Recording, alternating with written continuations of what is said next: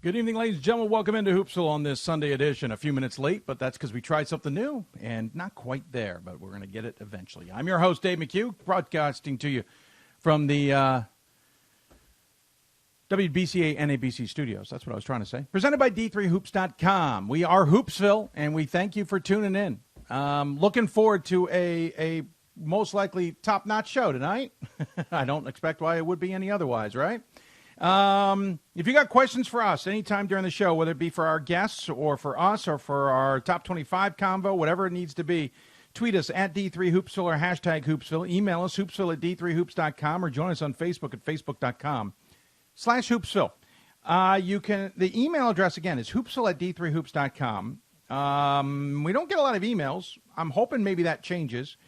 Even if one of you just wants to test it and make sure it works. Because when I don't get emails, I get worried it's not working, like last year when we went several weeks not knowing it wasn't working.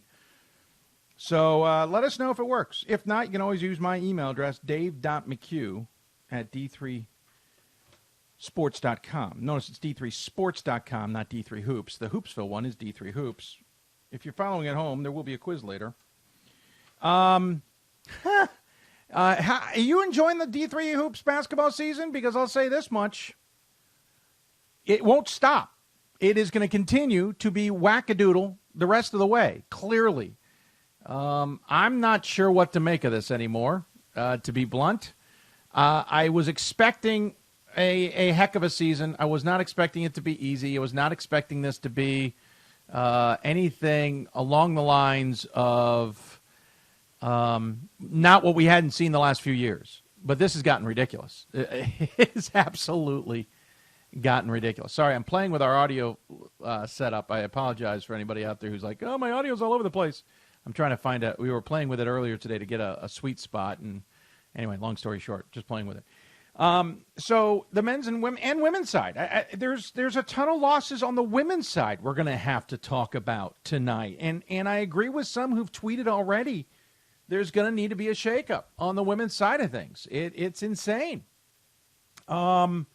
On the men's side of things, we've gotten used to it. Certainly, that's par for the course. But I think even on the men's side, we don't have as many losses as we're technically used to.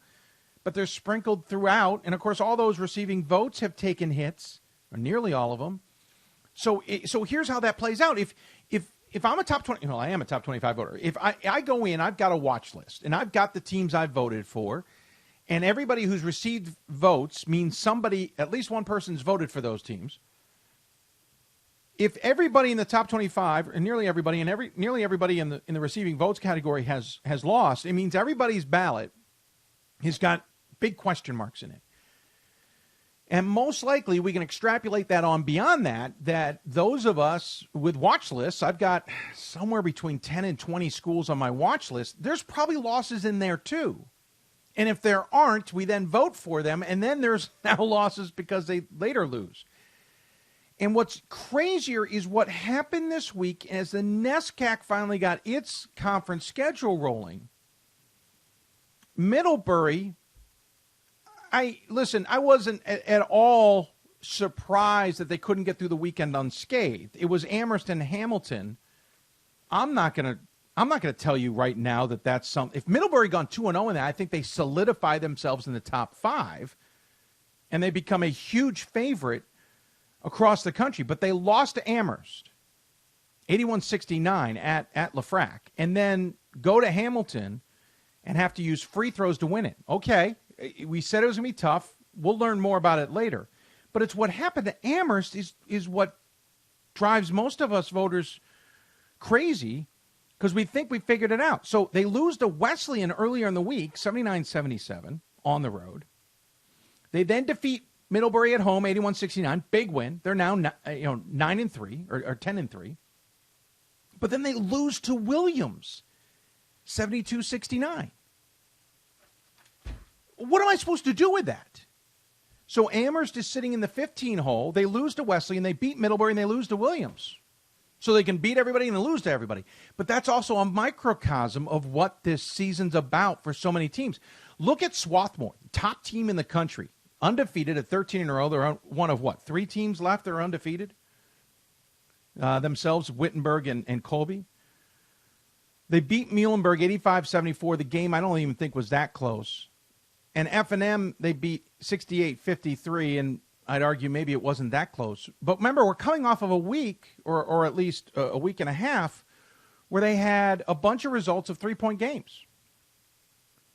You also go down and look at Johns Hopkins at 16. They defeat Dickinson earlier in the week, 78-62. They were down 19 points to Washington College on Saturday. Had to rally from behind, avoid a layup at the buzzer by the Shoremen to get overtime. Shoremen would have hit that, they win, but the Shoremen miss it. They go to overtime, and Hopkins survives 86-83. Now, I've always said Washington College is one of the toughest places, for whatever reason, Centennial teams play. I don't understand why. I was talking to somebody this weekend about that. He thought it was rather surprising for me to say that. He said, I saw Christopher Newport play, blah, blah, blah. I get that, but for some reason, it's the kryptonite for so many Centennial teams. So I'm not surprised it was a close game, but Hopkins was down by 19 by some accounts, 18 by others. I didn't actually look at the box score. So it just, I wasn't looking at the box score because I was watching it with this individual on live stats. You just get these crazy results. On the women's side, Gustavus Adolphus goes and smokes St. Mary's 82-65, loses to Bethel 74-58. Listen, I expected a tight game with Bethel, but not losing 74-58. Bethel had a tight game with Augsburg. Remember, this is the Augsburg team that struggled last week, or what? Right? I might have that wrong. They're in 11th, so I could have that wrong. It just, you boom, boom, you put your head through a wall. Let's quickly talk about who we got ahead tonight on the show. We're going to start with women's basketball. We're going to talk to Rowan women's basketball. I will preface this now. If you haven't figured this out, by the way, every single guest we have on the show lost this weekend. But with parity, it's chances that was going to happen. But Rowan women's basketball will be on the show. Took their first loss in conference play. They're now in a three-way tie in the top of the NJAC that does not include Montclair State. We will talk to their alum, interim head coach Demetrius Poles, about the Profs. What is going on? How has he got them clicking so well in what is a topsy-turvy NJAC race on the women's side? It's also on the men's side, but especially on the women's side where Montclair has dominated for so many years. Then we'll talk to Wisconsin Lacrosse's women's basketball coach. Karen Middleton will be on the show. They're on top of or somewhat on top of the WIAC race. They have a game with Whitewater coming up this weekend, and it was going to be against two teams tied at the top of the bracket, but they lost to Stevens Point. And Stevens Point is, Shirley Egner is one of the best coaches in Division III, and certainly one of the deans of Division III basketball. But I don't think anyone would say that Shirley had one of a world beater this year, but they got La Crosse. And then we'll talk to Middlebury. Jeff Brown will come on the show, talk about his Panthers and what exactly we make of their week, a dominating win over a Plattsburgh State team that no one should at all have on the same level as last year, certainly, but a solid win there, a loss to Amherst, and then a squeaker against Hamilton. And what do we make of the rest of the NESCAC? He'll be on the show to talk to us all about that. And we'll have Bob Quillman and Ryan Scott on the show. They'll talk as we do our top 25. Admittedly, I've not done as much homework as I should have. I always never do as much homework on our debatable and deep dive and et cetera teams. But I will find somebody. I've got some ideas on some of those. But we will talk. We'll also take some of your questions. As some of you have sent us questions, we tweeted out a way of doing that. We will make sure that you can, we'll get some of those questions that we got back from you. So one of them is WIAC-based, and some of those others. Excuse me, my glasses are bugging me. They're new, and I think they're a little out of whack. I know you're all tuned into the show. I see, hello, Aunt BJ. She says, hi, David. I've been bragging to you about how great your show is to the trainers at our gym. Aunt BJ, is there something more you should be telling me?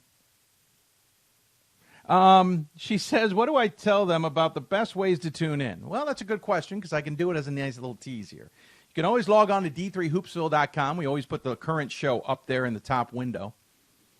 We'll also have links at the right below that window. We'll have links to the latest show, so they can always tune in. We're on the air Sundays and Thursdays, 7 o'clock Eastern time, for at least 2 hours.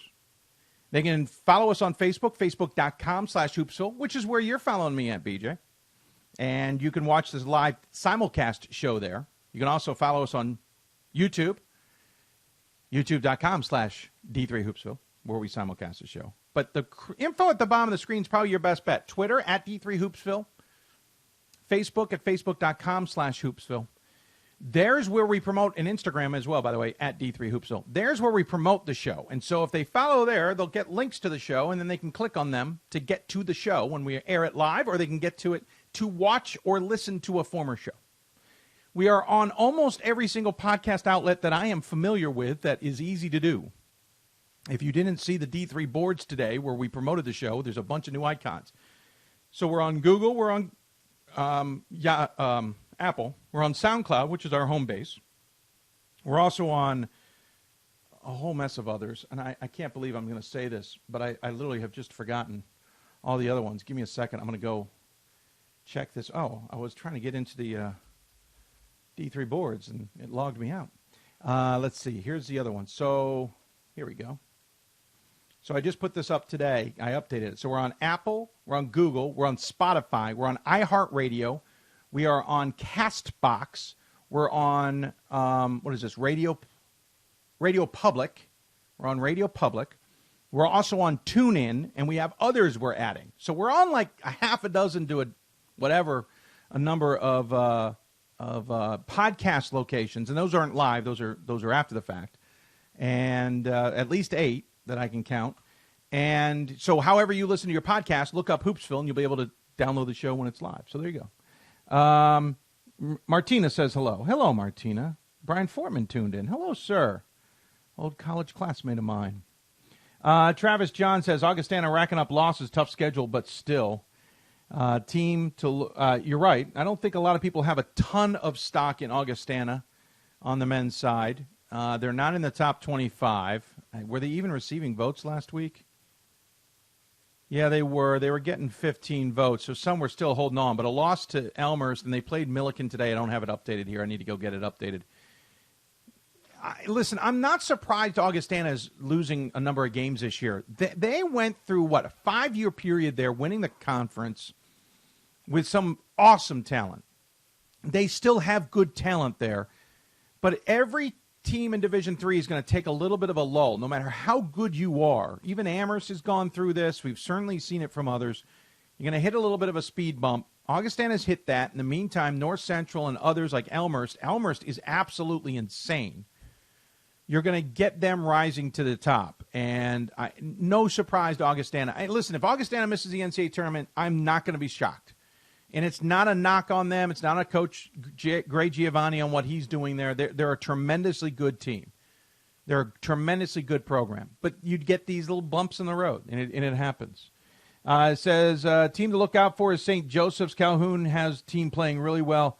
We all know they stand when they play Albertus Magnus, though. Well, I'm keeping an eye on that. By the way, hats off to Calhoun on winning his 900th total game. Certainly not all in Division III. That'd be a record or something.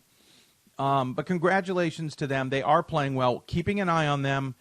I think some of the early season stuff, I wanted to take pause. There were players who didn't come back. He's still trying to figure out a brand-new program.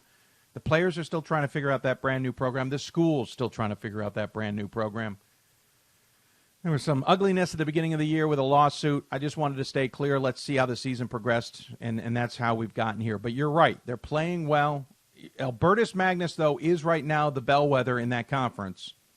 Once again, it looks like they've got a program that's going to compete. I'm not surprised they jumped into the top 25, though ironically they were idle this week. They're 11-1. I've got them on. I don't think I put them on my top 25, if memory serves. I don't have it in front of me, weirdly enough, or maybe I do. Hold on. Which week is that? Nope, that's not it. They were on my watch list at the very least. They may have gotten into my ballot. That GNAC race is going to be fun to watch. Johnson and Wales could also still be in the mix there as well. Andrew says, do you think Albion will be in the top 25? I mean, possibly.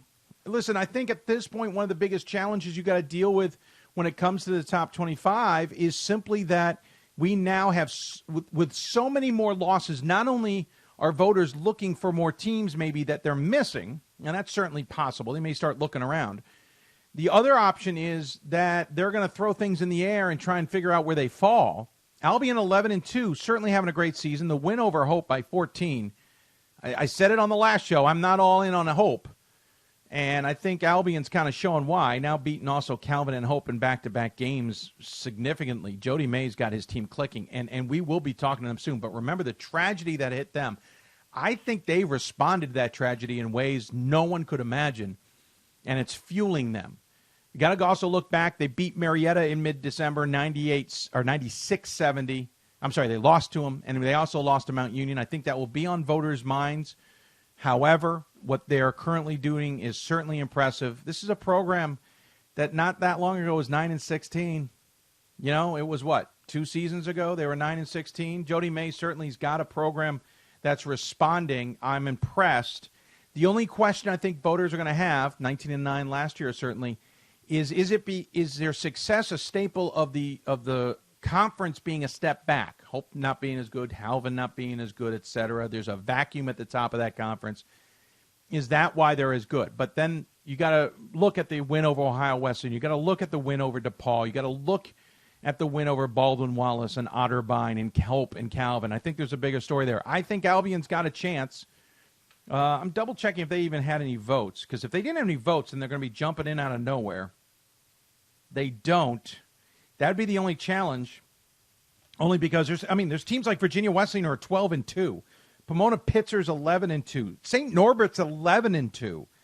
Hamilton, the loss to Middlebury will probably still keep them out of there.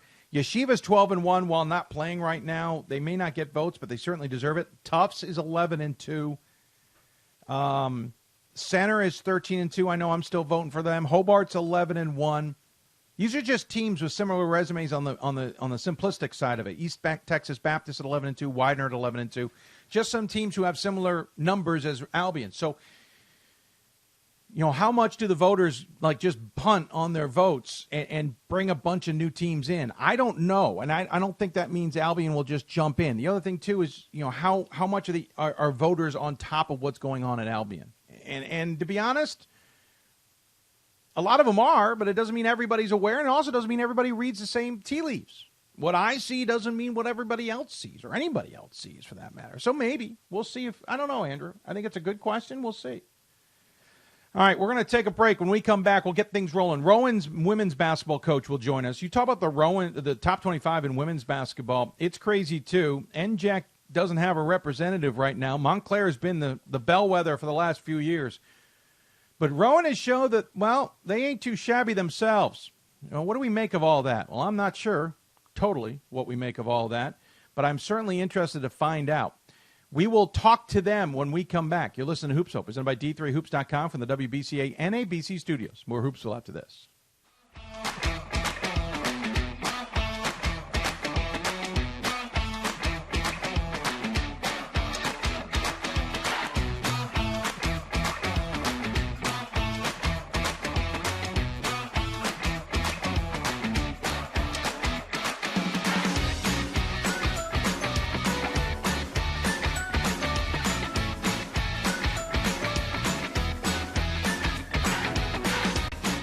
Football has taught me a lot throughout my life. It's definitely had a huge imprint on who I am as a person. Competing at a Division III level created that opportunity for me to go to college. Not only was I the first one in my family to graduate college, but I was really the first one to even go. Being the first one, I'm breaking that cycle, and now that I've graduated, I'm not sure what's the next step, but I know I have a lot of doors open. And a lot of those are open because I played football and ran track here at Otterbein. College basketball lives in Kansas City at the College Basketball Experience at Sprint Center. The College Basketball Experience is the place to get your game on. It's not a museum, it's an experience you won't forget. Discover the history of the game in the National Collegiate Basketball Hall of Fame, featuring the Gallery of Honor, Mentor Circle, and Honor Theater. Suit up in the latest CBE logoed Nike gear at the CBE Hoop Shop. Elevate your game today and visit the house that college basketball built. For the love of the game. But for those of us who are Division III student athletes, it's more than that, a lot more. Sure, the game is important, but as we work so hard to build both mind and body, it's more about team. That is why NCAA Division III teamed up with Special Olympics. And in giving the gift of sport to those for whom it seemed an impossible dream, we are working to make this a better world. Help us keep that dream alive. You can make a difference. I'm a Division III student athlete, and I know how powerful words can be. The term gay doesn't mean stupid, lame, or less than. So I pledge to speak up if I hear the term gay used in a derogatory way or any other homophobic terms. If you can play in Division III. I'm a Division III student athlete, and my teammates unconditionally accepted me as part of their family. So now I pledge to do the same for others. If you can play in Division III. We are the coaches of women's basketball. We are leaders and teachers, dreamers and winners. We are professionals who conduct ourselves ethically and with integrity. We place the education, safety, and well-being of the athletes we coach above all else and teach them the fundamental values they need to succeed in life. We are coaches united for the good of our game and those who play it. We are the WBCA.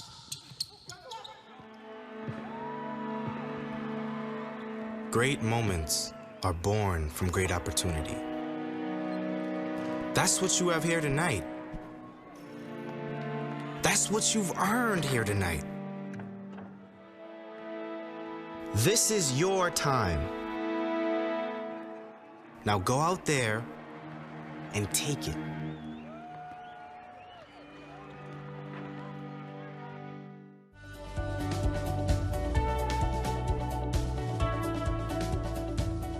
I just wanted to get good grades and to do well. But it also made me realize that I have a lot of career goals. You're there to get a full college experience, not only participate in your sport, but participate in things outside of that. And it's all about growing as a person. My coaches have helped me with figuring out who I really am. Their lives are dedicated for us to succeed.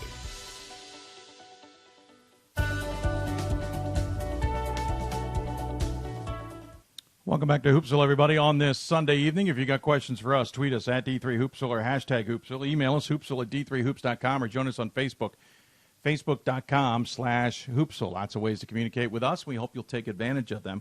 Another comment made in there about SUNY Potsdam knocking off Brockport being impressive. Listen, the SUNYAC's going to be just as crazy as anything else, to be blunt. There's just no other way of looking at it right now in Division III basketball, especially on the men's side. There's lots of conferences that are just as filled with parity as the rest of the country. And the SUNYAC's going to eat itself. Unfortunately, a lot of these conferences are going to kill themselves and make it really hard for at-large bids to come out of them because they're going to rack up so many losses. Fun to watch, though. It means any single night we might be seeing something different. And you can't just kind of chalk off a night for nothing happening. And that's what makes it exciting.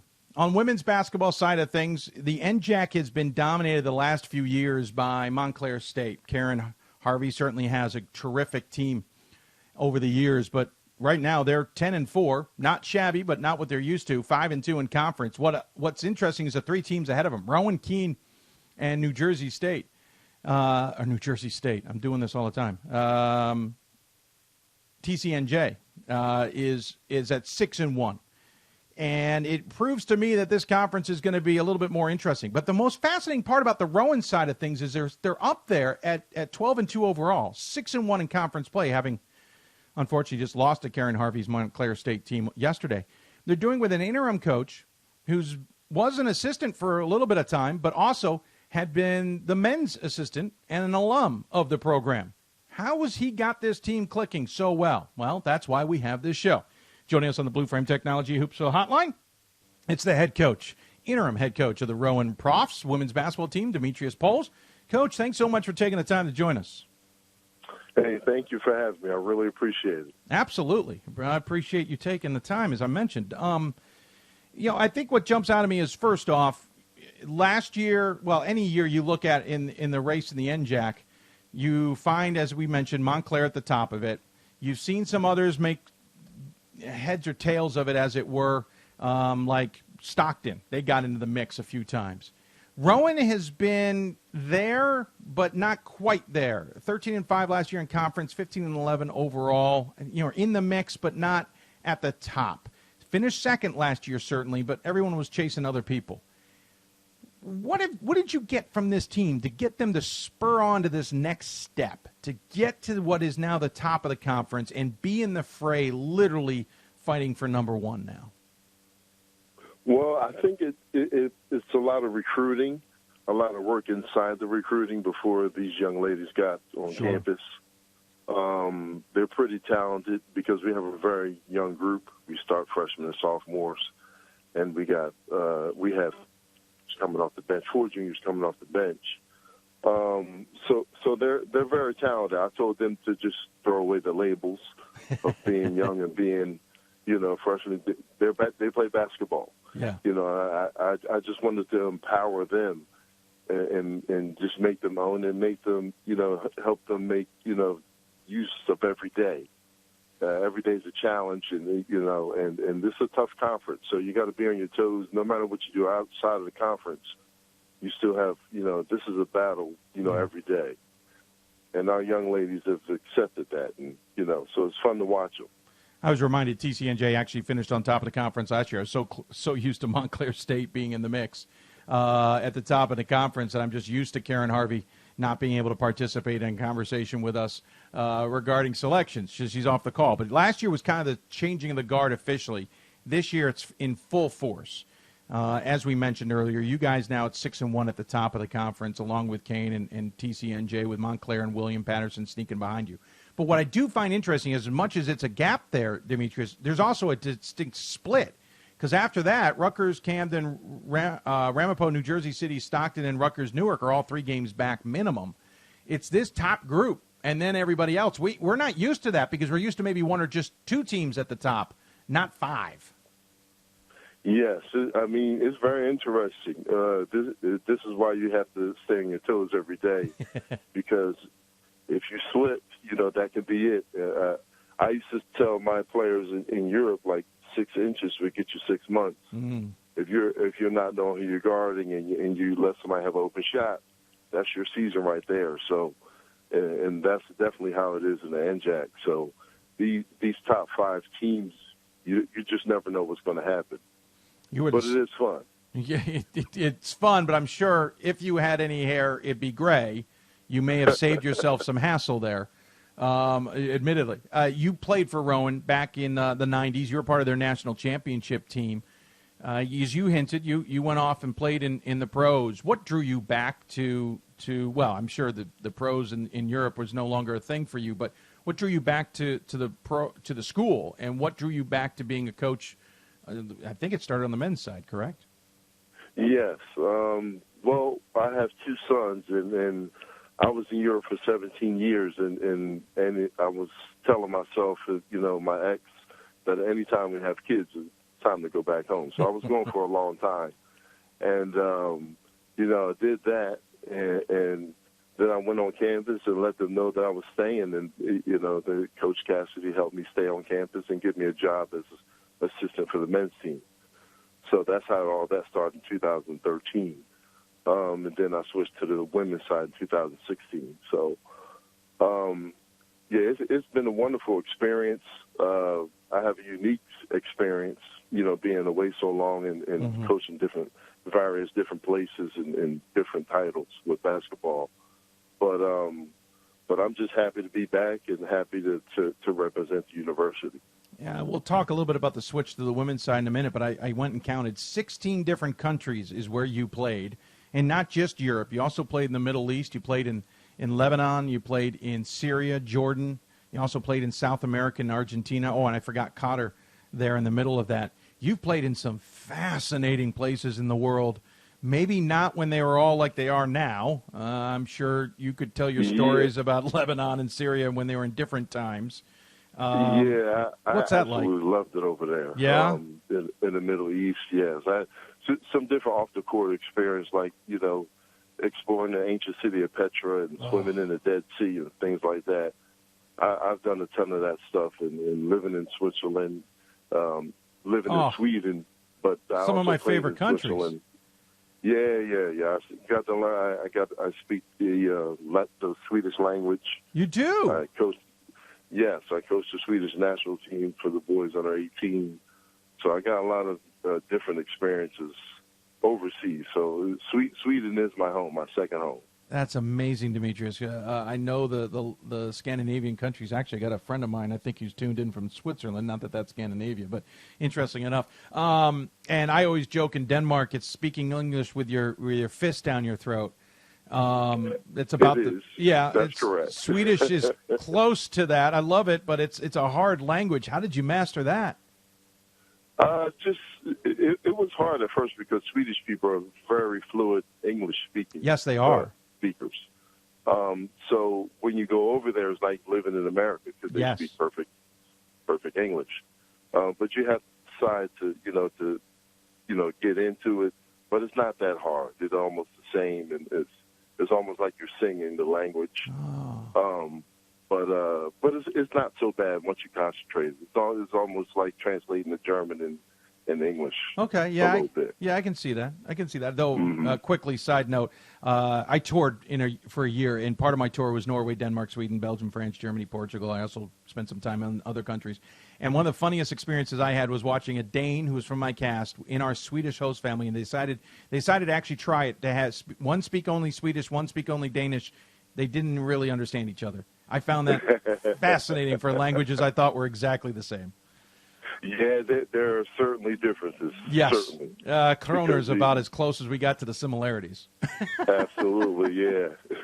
Oh, man, I could talk more about that. But my real question about it all was, how did you adjust to changing to so many different cultures? I mean, there's nothing similar between Lebanon and Finland and Qatar and Germany. I mean, there may be some small ones, but those have got to be some significant changes. How did you adjust to all that? It was that bouncing ball. You just wanted to play. Yeah. That was the main thing. That was the only, similarity between everything. And you're right, different cultures. You have to approach everything with an open mind. I have a lot of Lebanese friends, a lot of friends from the Middle East through basketball, and it's been wonderful to keep those relationships even to this day. It's kind of bridging the gap. But you have to have an open mind on things, and there's a lot of different things you learn from different cultures in basketball. So, I took advantage of it, and I've seen a lot of different players. I had 3 passports that are totally filled. Wow, I'm jealous. I'm incredibly jealous. What did you bring to that then to coaching? Is it that open mind mentality, or was there other parts of that experience that you're bringing now to the coaching side of things to get your teams to succeed? Well, coaching in Europe is the same as women's basketball with the 4 quarters. If you want to talk about the game itself, there's 4 quarters. Oh, sure. It's the same format almost, except you got the 24-second shot clock in Europe, and the shot if you get an offensive rebound, it goes to 14 seconds. Well, I just mean I mean more along the lines, Demetrius. Sorry to cut you off. I just mean along the lines of what, from the experience of being in all these different countries, can you bring that to your coaching and getting players to buy in, as it were? What did you learn from that side of things, as it were? Players like to shoot. True. Yeah, they like to shoot. So just give them the green light. Yes. You talk about spacing and shooting, and they're interested. True. That you go directly to the point. That is it. They like to let it go, and if they work hard at it, they can be good at it. I've seen a lot of Europeans. That's what I'm bringing over here, a little bit European style. But yeah, the kids like to shoot, so if they work on it, you got to empower them to do that, and then they'll do the other things, for you. You're scoring 83 points a game. You clearly have a shooting mentality, because even in the women's game, that's a high-scoring game. Yes, and I'm trying to get it to 100. Oh, are you? Love it. We want to get rebounds and kickouts, and that's the best shot in basketball. Right. So the more rebounds you get, the more kickouts you can get. We got to do that or get better shooters, but we're doing great. I'm very happy with these young ladies. They're fun to watch, and we can score 115 points if we're all healthy. Well, we're not healthy right now, but we will get back to it in a couple weeks. Let's talk about him a little bit. You got Grace Marshall. I'm reading it backwards. Leading the way at 14, almost 15 points a game. Nicole Mallard at 12.5 points a game, 7 rebounds a game. Not the leading high, by the way. We'll get to that. Elena Santana, I hope I said her name right. Eliana, thank you. She's averaging 11.5 points a game and 10-plus from Alexis Creeley and Savannah Holt. The leading rebounder is Ayanna Johnson at 14 boards a game while she's pouring in 7.5 points. The only person I didn't mention that in that grouping was Kennedy Brown at 8+ points a game. That's some fascinating stats. You've got a lot of scores, and they're not even your key rebounder. That tells me what you just said. She's getting those boards, and she's kicking it out. Yes. She's relentless. She's been that way since high school, and that's something I noticed in the recruiting process about 3 years ago, and she's transferred it over to college basketball, which is wonderful. She's doing incredible. Her numbers are incredible, and it's feeding the rest of our shooters. So that's a different part of the game. If you can dominate that part, why not? Well, if you're dominating that part, you should win a lot more games. Lo and behold, you're winning a lot more games this year. By the way, you're playing 10 players pretty much in every game. You're playing another 3 in at least half of those games. You're willing to go to the bench, clearly. This isn't, I know you talk about the rebounding, kicking out for threes, trying to score 100 points, playing a lot of players. This isn't the Grinnell system. I know we're not talking Loyola Marymount or anything along those lines. Not at all. No, I realize that. But is a European game like that? It's scoring and shooting and getting boards and kicking out for more? Well, certain countries are different. Like sure. You say Iceland, yes, they will do that. They want the 3 before anything else. In Germany, no, they'll slow it down, getting to the post first. So we mix all that up. Okay. That's part of my different experiences through basketball and around the world that I'm bringing, because we have a lot of different talents. Because Ayanna could, we do want her to score, obviously, in the paint. Sure. But if she's just great if she's not in a position to score, she can kick it out. She's very strong, and she makes some pinpoint passes to the shooters. Well, here's the other thing that scares me about you guys to some degree. You have 1, 2, 3, 4, 5 or 6 players who are shooting better than 40%. Holt is shooting 48% from the floor this season. She's also shooting 43% from beyond the arc. Marshall's shooting 40+% from beyond the arc. The rest of the team might not be as strong there, but those two certainly are. When you're shooting that well individually, and even as a team at 38%, that's a tough team to defend because I don't know who I'm going to necessarily stop. Yes, I call that pick your poison. and we have a first 4 second rule. You get it down in the first 4 seconds, 1,000, 2, 1,000, and you get a good shot. We get to the paint, get a good shot, or attack pass, shoot it, and shoot with confidence and conviction. So, and we do practice it, and I empower them. I really want them to shoot it and not hesitate. You only put up 50 against Montclair yesterday in a 76-50 loss. That's going to look like an aberration compared to everything we just talked about. I know you just mentioned injuries. I saw one player we mentioned who doesn't have as many games as the rest of her group, and I can probably read between the lines. But what happened in that game that 50 was the best you guys could put up? Well, first of all, Montclair State, they played great.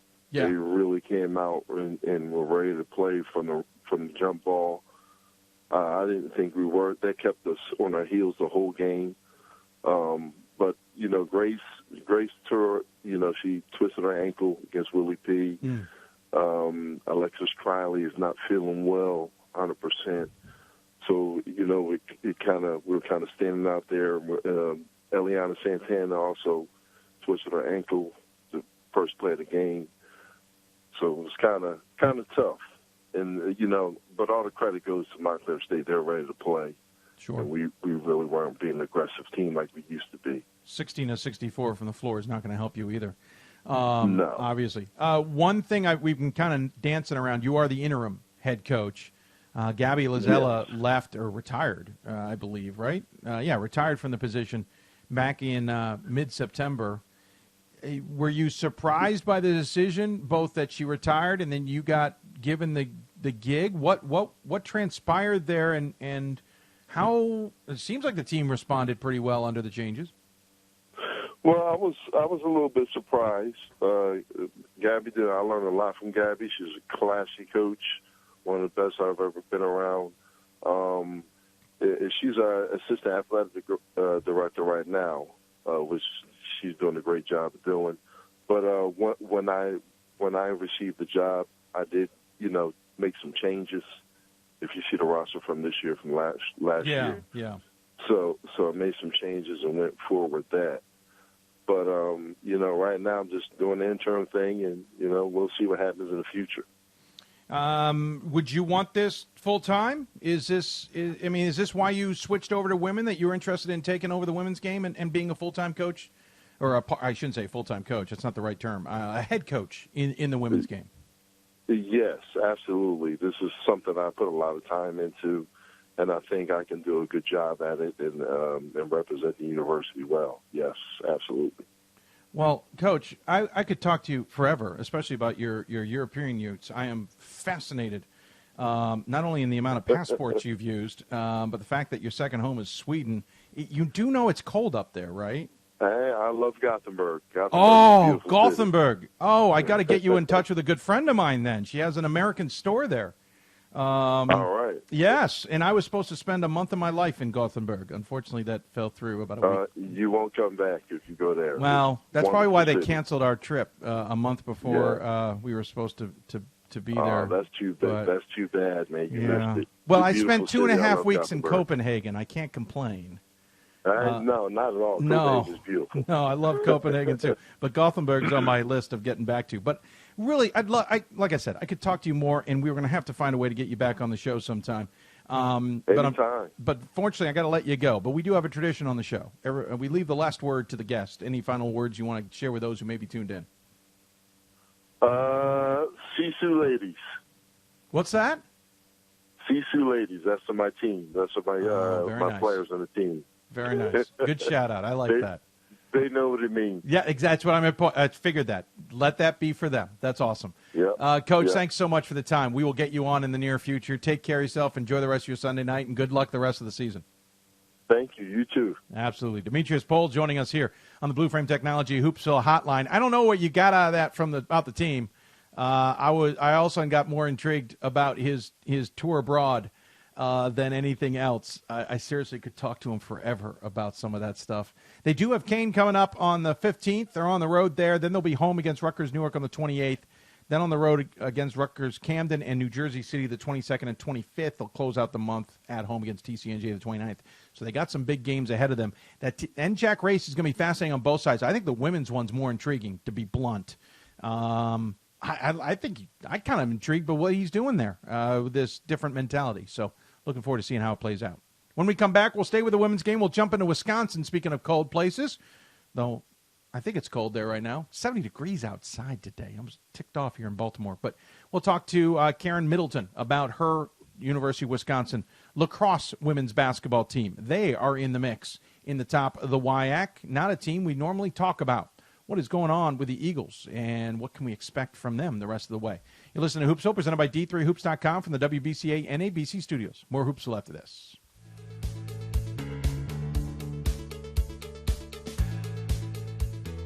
Being a part of the different activities and organizations that I've been a part of, I'm actually able to see myself where I'm like, hey, I actually can make a change. I'm one person that can make a difference. Division III has helped me to develop teamwork skills, critical thinking skills, time management skills. It's not just about basketball, or it's not just about school. It's about developing yourself as a person altogether.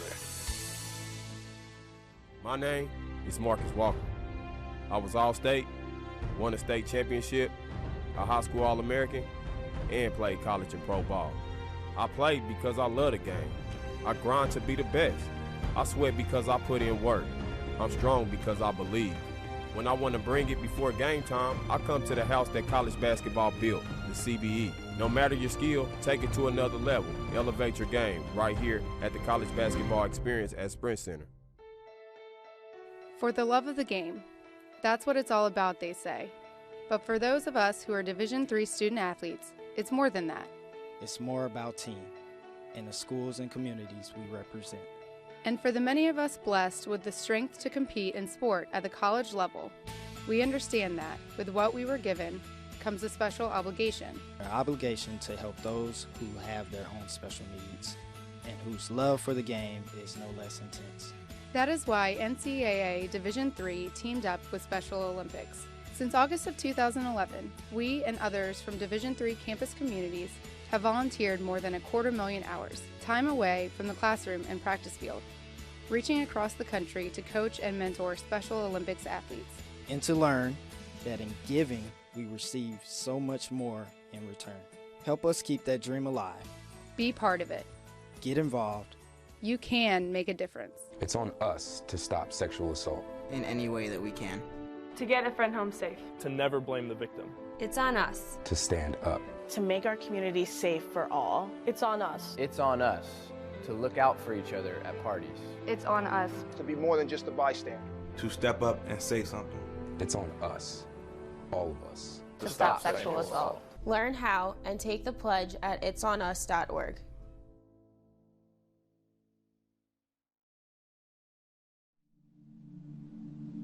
I used to never really talk.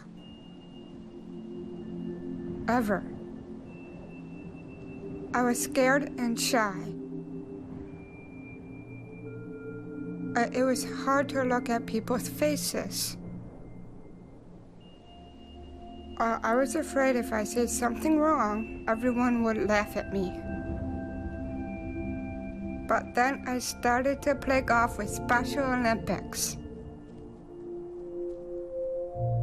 I made friends and won lots of gold medals. But I learned more than just playing golf. Special Olympics helped me to find my voice.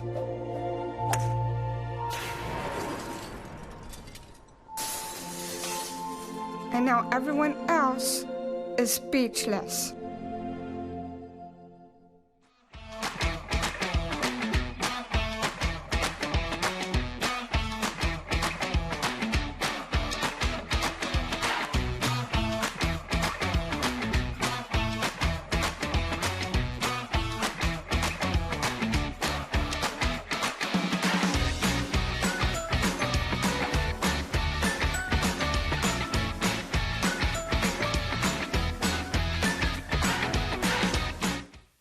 Welcome back to Hoopsville, everybody, from the WBCA NABC Studios. If you've got questions for us on this Sunday evening, give us a tweet at D3Hoopsville or hashtag Hoopsville. You can also email us, hoopsville at d3hoops.com. Well, which kind of reminds me, I haven't checked the email in a moment. We'll check that now in case any of you have emailed us.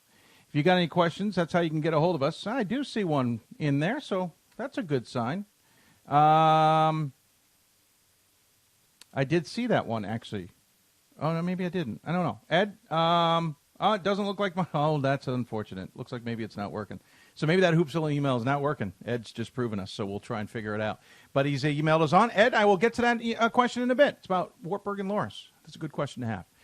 So you can email us, dave.mchugh at d3sports.com, because it does look like maybe Hoopsville's not working, though I am double-checking to see if maybe that came in at another time. January 11th. Well, we'll have to chase it. There's a chance I didn't... well, I'm going into the weeds. So there. We're also on Facebook at facebook.com/Hoopsville, where we're simulcasting the show. We're also on YouTube at youtube.com/D3Hoopsville, where we're simulcasting the show. Several of you have been on there and been chatting with us. We appreciate it. Ryan Scott says, looking forward to Middlebury interview. It looks like I'm going to be in Vermont for the Williams game. I'm looking forward to it. Yeah, Ryan, you're a lucky man, to say the least. All right, so let's stay with women's basketball. Another race that has caught my attention this season has been the WIAC women's race. If you look at things right now, you've got Whitewater on top. Nice to see Whitewater back in the fray. But then it's a four-way race between Stout, Eau Claire, Stevens Point, and La Crosse. And it's only because Stevens Point knocked off La Crosse yesterday, 67-58. In a game I wasn't expecting. Shirley Egner's always good, though, and I guess you should never underestimate her. But it's also because it made sure that all three of our guests this evening had losses coming into the game. Karen Middleton joins us on the BlueFrame Technology Hoopsville Hotline to talk about her Eagles squad. And, Coach, first and foremost, sorry about the loss, but thanks for taking the time to join us. Thanks for having us. We appreciate it, yeah. Absolutely. I'm guessing just off the top of my head, sorry, we've lost your graphic for those watching home wondering what the heck's going on there. We'll fix that in a second. I'm guessing it's one of those Shirley got me kind of games. Shirley does a great job at point, and they were ready to go. And that's the battles of the WIAC. It's tough every night, and especially on the road. So a lot of learning lessons for us, and we'll get back at it tomorrow and get ourselves hopefully prepared for Whitewater on Wednesday. Unfortunately, you lost 2 of your last 4, but then again, Wartburg was one of them. Yeah, exactly. You go to the Wartburg's tournament, Coach. You know you might be in for a bit of a dust-up, let's call it. Is that what happened? Is that what we saw? Well, we actually really tried to make our non-conference schedule much tougher this year, and we played Wartburg in Eau Claire's Classic opening weekend. So we'd seen them once before, and they really were dominant in that game. We hung in there. We kept it somewhat close. They jumped on us quick in the first quarter, and then we were able to battle back. Ended up being a 10-point game, but knowing, too, that we may have the opportunity to play them in their tournament at home, is something we're building. We're trying to get there, and Wartburg's a great program, obviously has had great success, and, it was a much better effort for us in regards to execution both ends of the floor, and we competed, and that's what we're trying to do, just compete every night, give a best effort, really try to be the best that we can from an execution standpoint on both ends of the floor, and we battled and gave ourselves an opportunity, but they're tough, and they're an awesome program, and they got us. So we knew it was going to be tough, but we just wanted to have an opportunity. Well, and I applaud you for that, because I think too many teams want to go out there and not hurt themselves too much, or at the holiday break maybe not challenge themselves because they've had a bit of a break. Everyone knows you go to Wartburg, you're going to be challenged. You got WashU in the first game, and you got that as a win.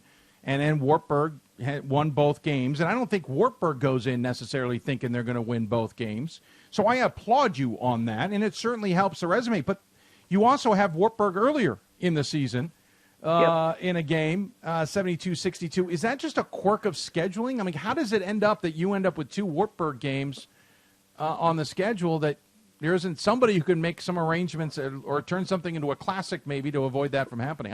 It's pure on a curiosity side of things. Yeah, well, Eau Claire was a classic, so we knew going into it that we were going to play them. And quite honestly, we needed to toughen up our non-conference. We were on the bubble last year. Yep. I think we barely missed it. So we knew with no seniors last year, we need to make it really tougher for us and see some different types of competition so that not only were we preparing ourselves for WIAC, but also putting together a really good resume, hopefully with an opportunity to get over that hump with the NCAA too. Sure. No, that makes total sense, and that's why I asked that question. Again, you have Wartburg twice. You played Simpson, who's usually been somewhat good. I think this year maybe just be a slight off year, though they're 11-3. I'm not going to completely knock them. You also have Luther in there. You've got WashU, as we mentioned, and Wartburg again, and then the WIAC play. Seems like you really went out there and did what you wanted to accomplish. Does it also prepare you for WIAC play? Most definitely. All of those games. Luther's a pressing team. We see different presses throughout WIAC. They got on a major run now since we played them, and we had to battle to get out of that one and get the win, but they're playing some really good basketball, and obviously the 2 Wartburg games, it's nothing but positives from there, learning and getting better with an opportunity to play against some of the best, and a really good WashU win for us. A great program. Randy's doing a really good job with them, so good competition. The WIAC's it's tough, every single night. We start out with Oshkosh and had a really good performance against them. So it's every night you got to be ready to go. Well, that's saying it lightly, to say the least. That conference has been crazy the last few years. It's interesting to see Whitewater back up there, Carrie Carollo with her squad. back at the top of the standings as of now, but it's that 5-horse race or 4-horse race with Stout, Eau Claire, and Stevens Point right now, and you still have a pretty good Oshkosh team. You still have a surprisingly good Platteville team who's 0-3 in conference play behind them. How is this conference going to shake out? Is Whitewater the best team, or is this not how we're going to see things at the end of the season? Yeah, I think Whitewater's kind of separated a little bit from everyone else, and they've got a great inside attack, and like you said, Carrie does an awesome job with them. So, they're sitting at the top and they're controlling things right now. But like you said, Platteville had a really good game against a really big win against Wartburg.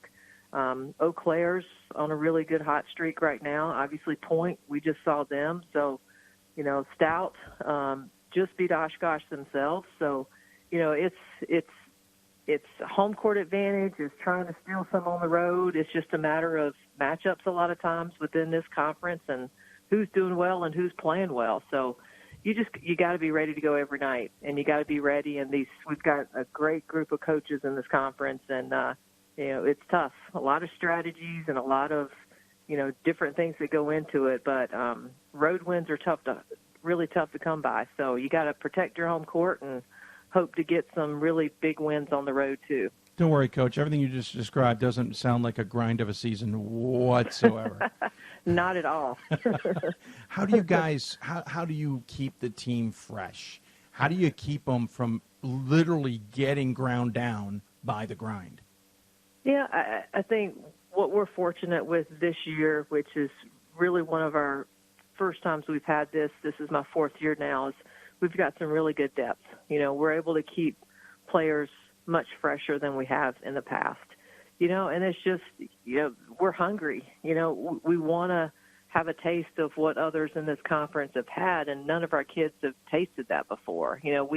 We've been right there, but we haven't been able to get over the hump. So, we've been to the semifinals every single year, but we haven't been to the championship. So that's a hunger that we have. It's something that they've worked really hard from spring and summer getting prepared for this season. And, we took a tough one last night, but I know our group, we're going to regroup tomorrow, be ready to go, and we're motivated to get better. And a big thing is just trying to improve every single game and working for the next, because they're all very different. Let's talk about the team a little bit more. 11 returners from last year, including 5 starters. No surprise you're succeeding as a result, though, picked to finish second in the conference. And you're led by 2 double-point scorers, and Danny Craig and Emma Gamoki. Gamoki. Yep. Oh, yep. nice Gamoki. little added end on the side. Of course, Yep. her sister's playing as well no, I'm not sorry, not her sister. I'm just reading things wrong on my notes. She was an all-team first-team selection last year. Danny Craig was an honorable mention, all WIAC in 2018, and last year an all-first-team member. Obviously, a lot of experience here, and I don't want to forget Delaney Schoenberger as well. Schoenberger, yep. See, this is why I say them. I let the coach make it seem like you're a genius.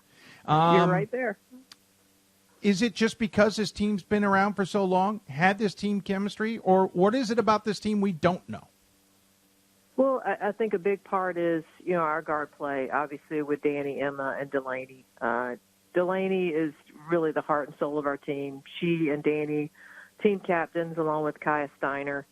We've got good versatility. We shoot the ball really well, but I think one thing that we've added this year is much more of a post presence. Lexi Higgins is a sophomore this year, had a really solid freshman year. We've added Kat Fitzgerald, who's having a really good freshman year, super talented, learning the physicality of the game and working through that. But we've got some different pieces this year with our freshmen and adding depth to what we're doing. But, we've been a really good three-point shooting team. Our defense has been really solid, been one of the best.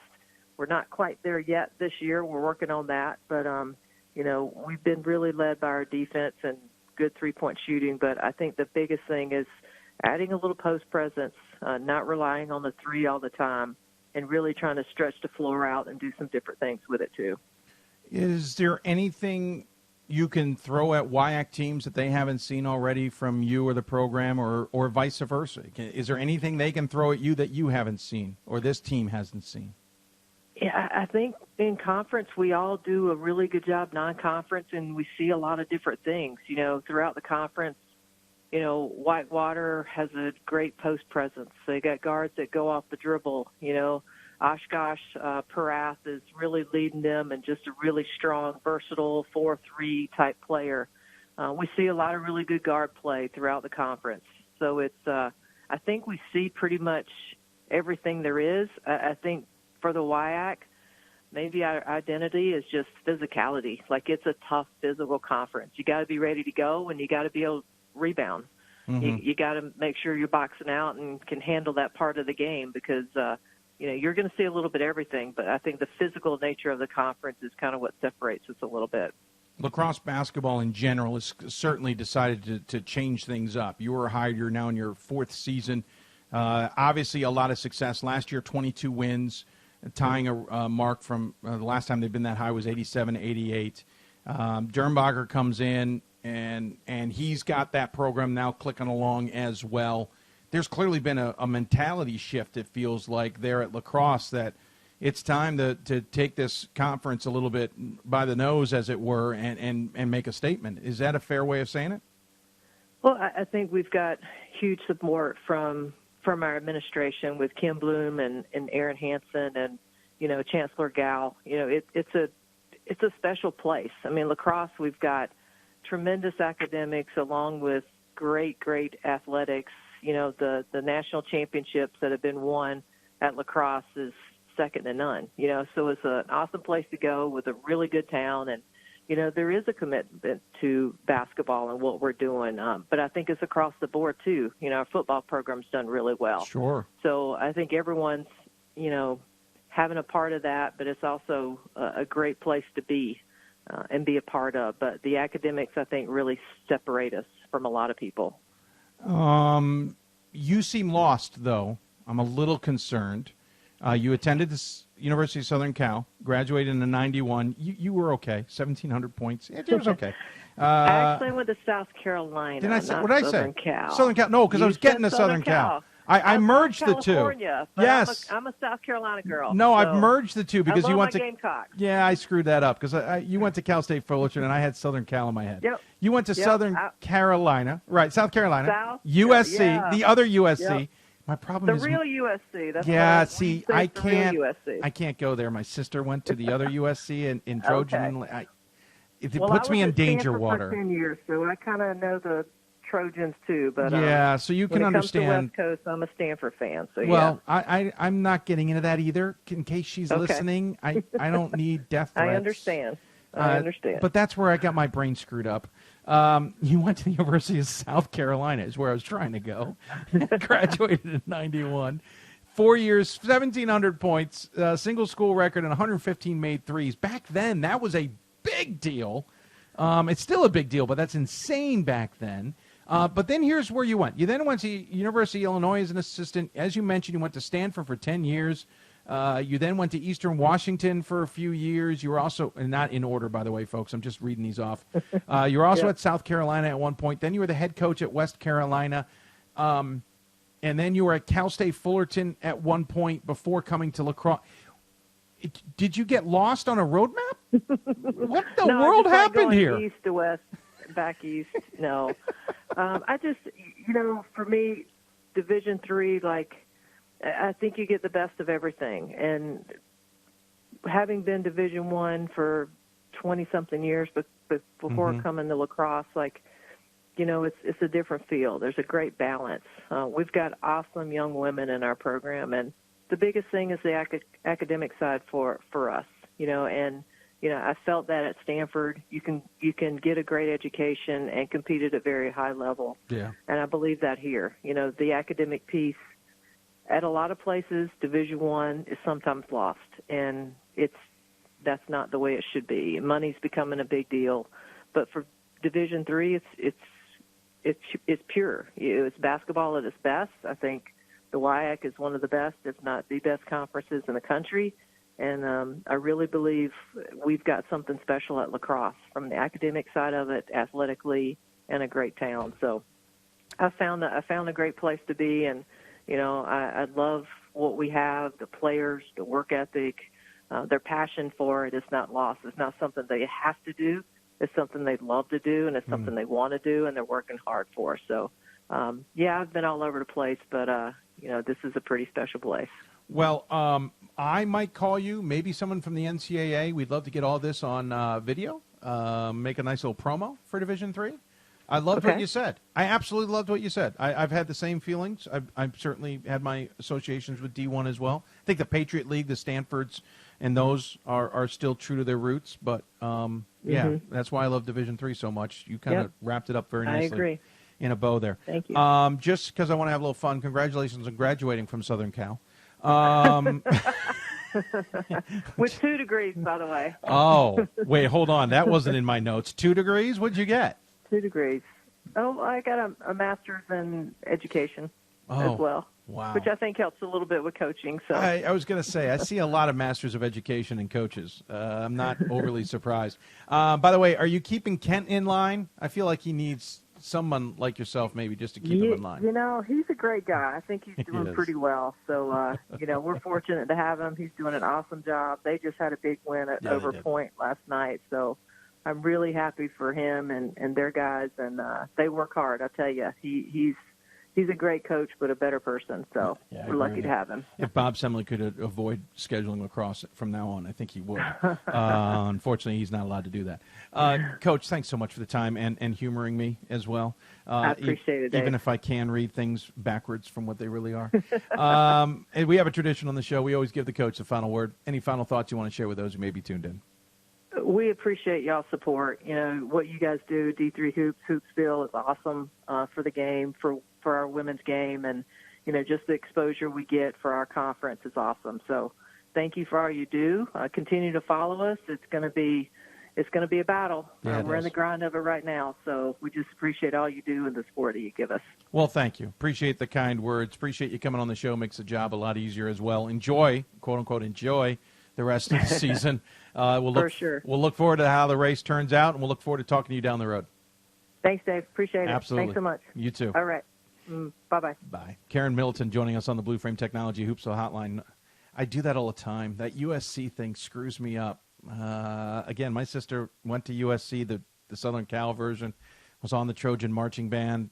So USC, South Carolina, it's not in my head. I appreciate her enjoying that with me. So they come off the loss to Stevens Point. Doesn't get easier. They get Whitewater on Wednesday, though at home. Then they'll be at Platteville on Saturday next week on the road. Then at home against Stout and Eau Claire before finishing up with Whitewater on the road.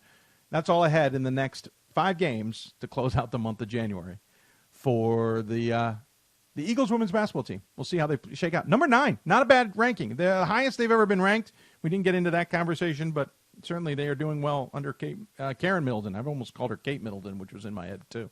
We'll take another break. When we come back, we'll jump into men's basketball. Number 3, Middlebury. Jeff Brown will join me to talk about his team and the rough weekend, not only for him, but in the NESCAC. And then don't forget, Bob Quillman and Ryan Scott join us to talk about the top 25, answer some of your questions as well. You listen to Hoopsville, presented by D3Hoops.com from the WBCA NABC Studios. More Hoopsville after this. We are the coaches of women's basketball. We are leaders and teachers, dreamers and winners. We are professionals who conduct ourselves ethically and with integrity. We place the education, safety, and well-being of the athletes we coach above all else and teach them the fundamental values they need to succeed in life. We are coaches united for the good of our game and those who play it. We are the WBCA.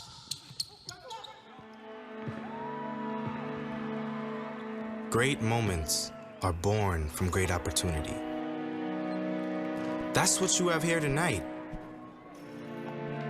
That's what you've earned here tonight. This is your time.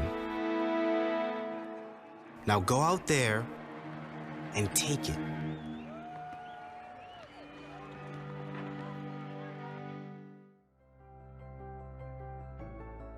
It's on us. It's on all of us. and it's time to act now. It's on us to start the change. It's on us to be the change. It's on us. It's on Division III. It's on all of us to stop sexual assault.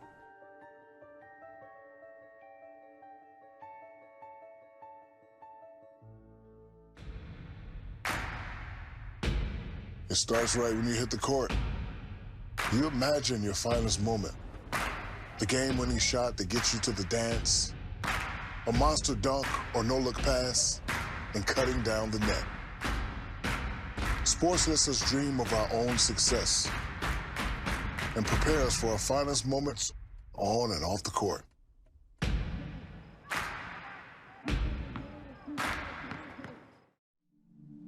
I used to never really talk. Ever. I was afraid if I said something wrong, everyone would laugh at me. But then I started to play golf with Special Olympics. It helped me to find my voice.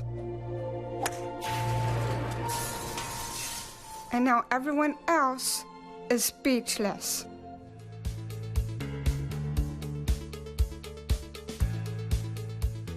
Being a part of the different activities and organizations that I've been a part of, I'm actually able to see myself where I'm like, hey, I actually can make a change. I'm one person that can make a difference. Division III has helped me to develop teamwork skills, critical thinking skills, time management skills. It's not just about basketball, or it's not just about school. It's about developing yourself as a person altogether. I learned a lot of valuable lessons playing college football. I never thought about the health benefits of exercise until I actually started to talk to coaches in college. It's not only just for performance, it's for life. My coaches instilled the importance of well-being, not only building up strength, mental health, getting enough sleep, eating properly is all what it is to be healthy. I decided that I want to go in a personal trainer and share my knowledge that I obtained in college about physical and mental well-being. I'm a Division III student athlete, and I know how powerful words can be. The term gay doesn't mean stupid, lame, or less than. So I pledge to speak up if I hear the term gay used in a derogatory way or any other homophobic terms. If you can play in Division III. I'm a Division III student athlete, and my teammates unconditionally accepted me as part of their family. So now I pledge to do the same for others. If you can play in Division III. Welcome back to Hoopsville, everybody, on this Sunday evening. It is the 12th of January, 2019. If you got questions for us, tweet us at D3Hoops or hashtag Hoopsville. Email us, hoopsville at D3Hoops.com, or join us on Facebook, Facebook.com/Hoopsville. I may have just mentioned the email address. I got to change it on the crawl as well. Go back to dave.mchugh at D3Sports.com. The Hoopsville email apparently is not working once again. Austin texted us, said, I heard you were talking Bethel women's basketball. Here are the current resume if you need to help your ballot on the top 25. We'll look at that here in just a moment, Austin, for sure. I also got an email regarding Wartburg and Loris. By the way, trying to get my kids more involved. They want to be more involved in the show, folks, if you didn't know. So you may see at least my son in studio in the future. We'll see. We're working on that. My wife and I are coming up with some plans. What I wanted him to do is not able to be done, but we're still working on some details. But my daughter now has the responsibility of getting some of the odd and ends ready for me, like a glass of water or some snacks. I just noticed she snuck in some Smarties for me. Maybe I should have had those before I talked to Karen Middleton about Southern Cal and South Carolina. Oops. Love it all the same.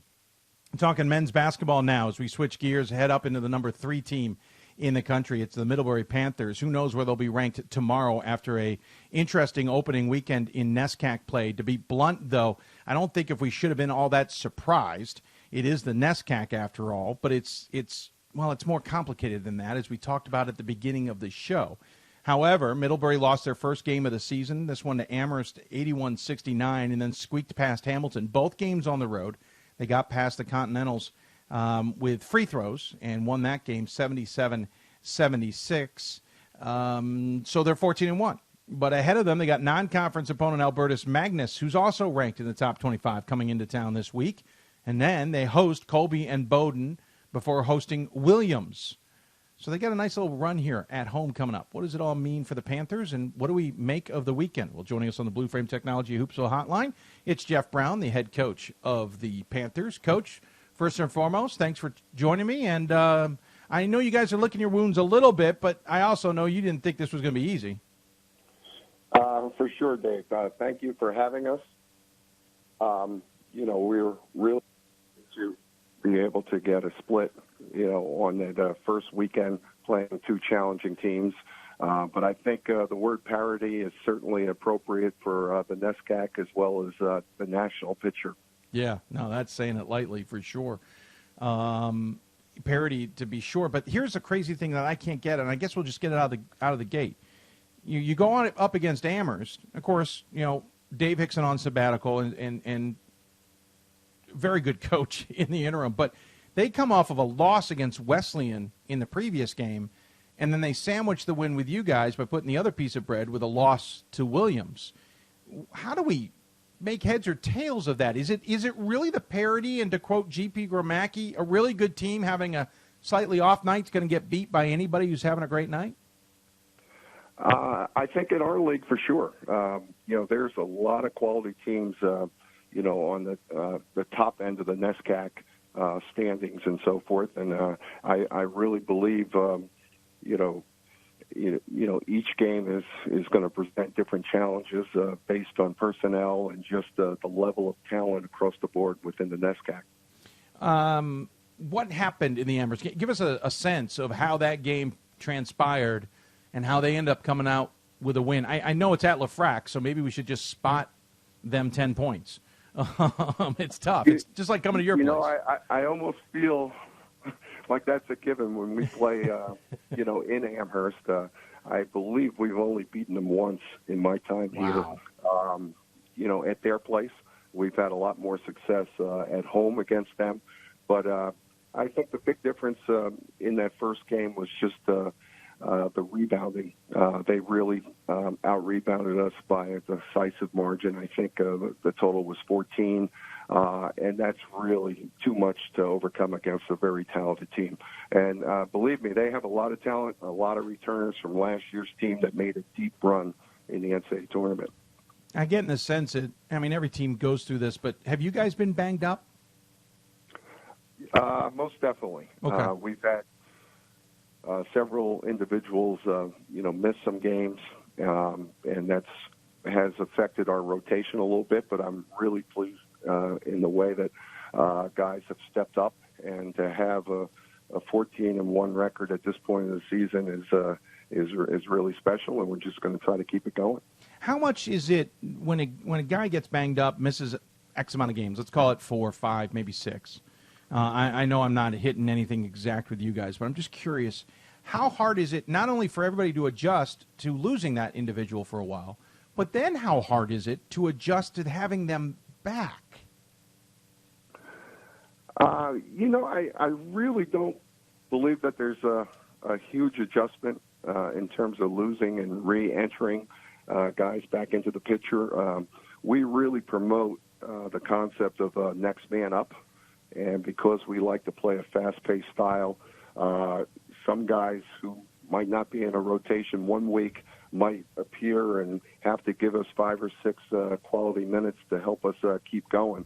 So we talk about that a lot in terms of, motivating our guys and trying to keep some of the guys who are out of the playing rotation going, that, you got to be ready when your chance comes.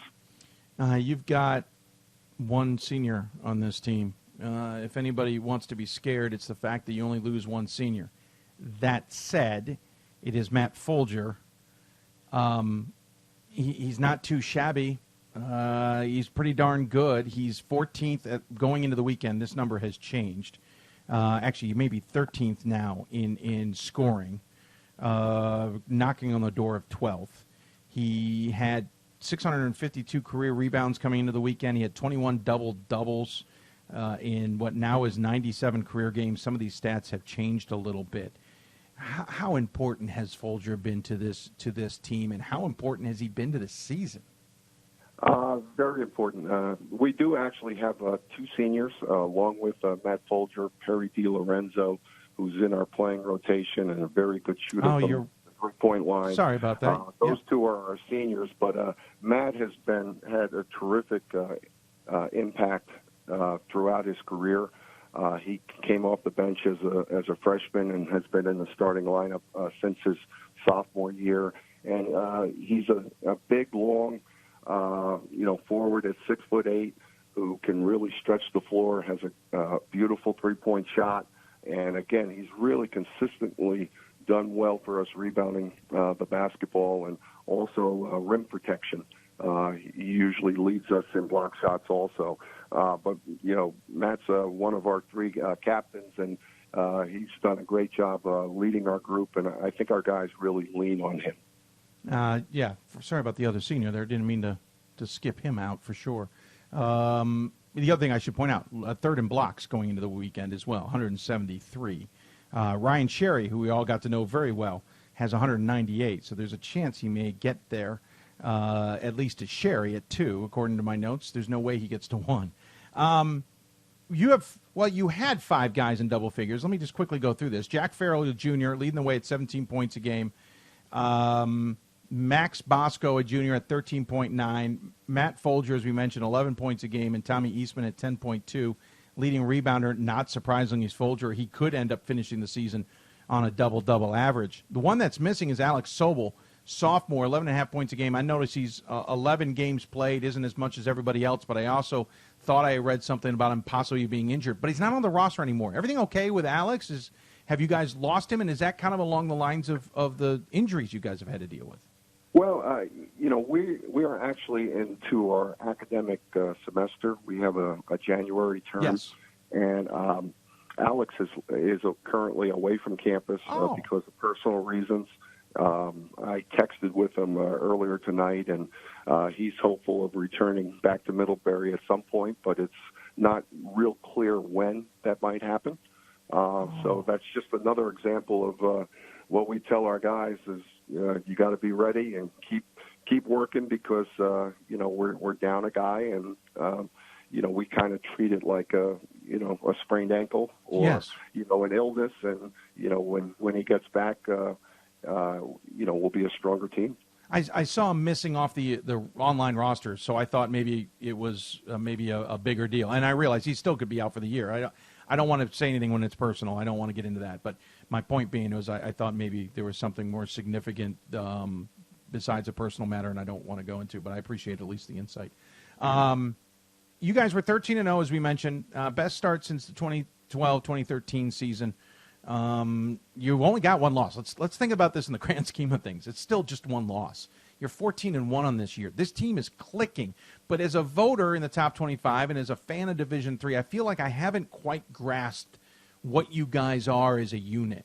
I know how good Folger is. I know you guys have been banged up. So has everybody else. What is it about this team I maybe can't see when looking at a box score or can't fully appreciate watching a game online? Well, I think the biggest factor with us is we're such a veteran team.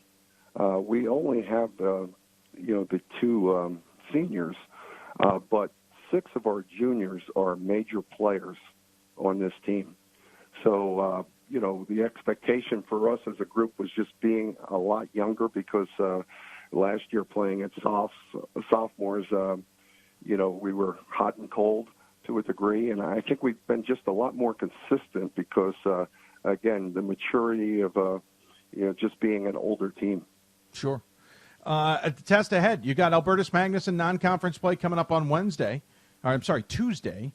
Then you get back into conference action with a currently undefeated Colby team coming to town. Bowdoin to follow that, and, of course, Williams on the other side, and Williams just knocked off Amherst. And the rest of this conference slate.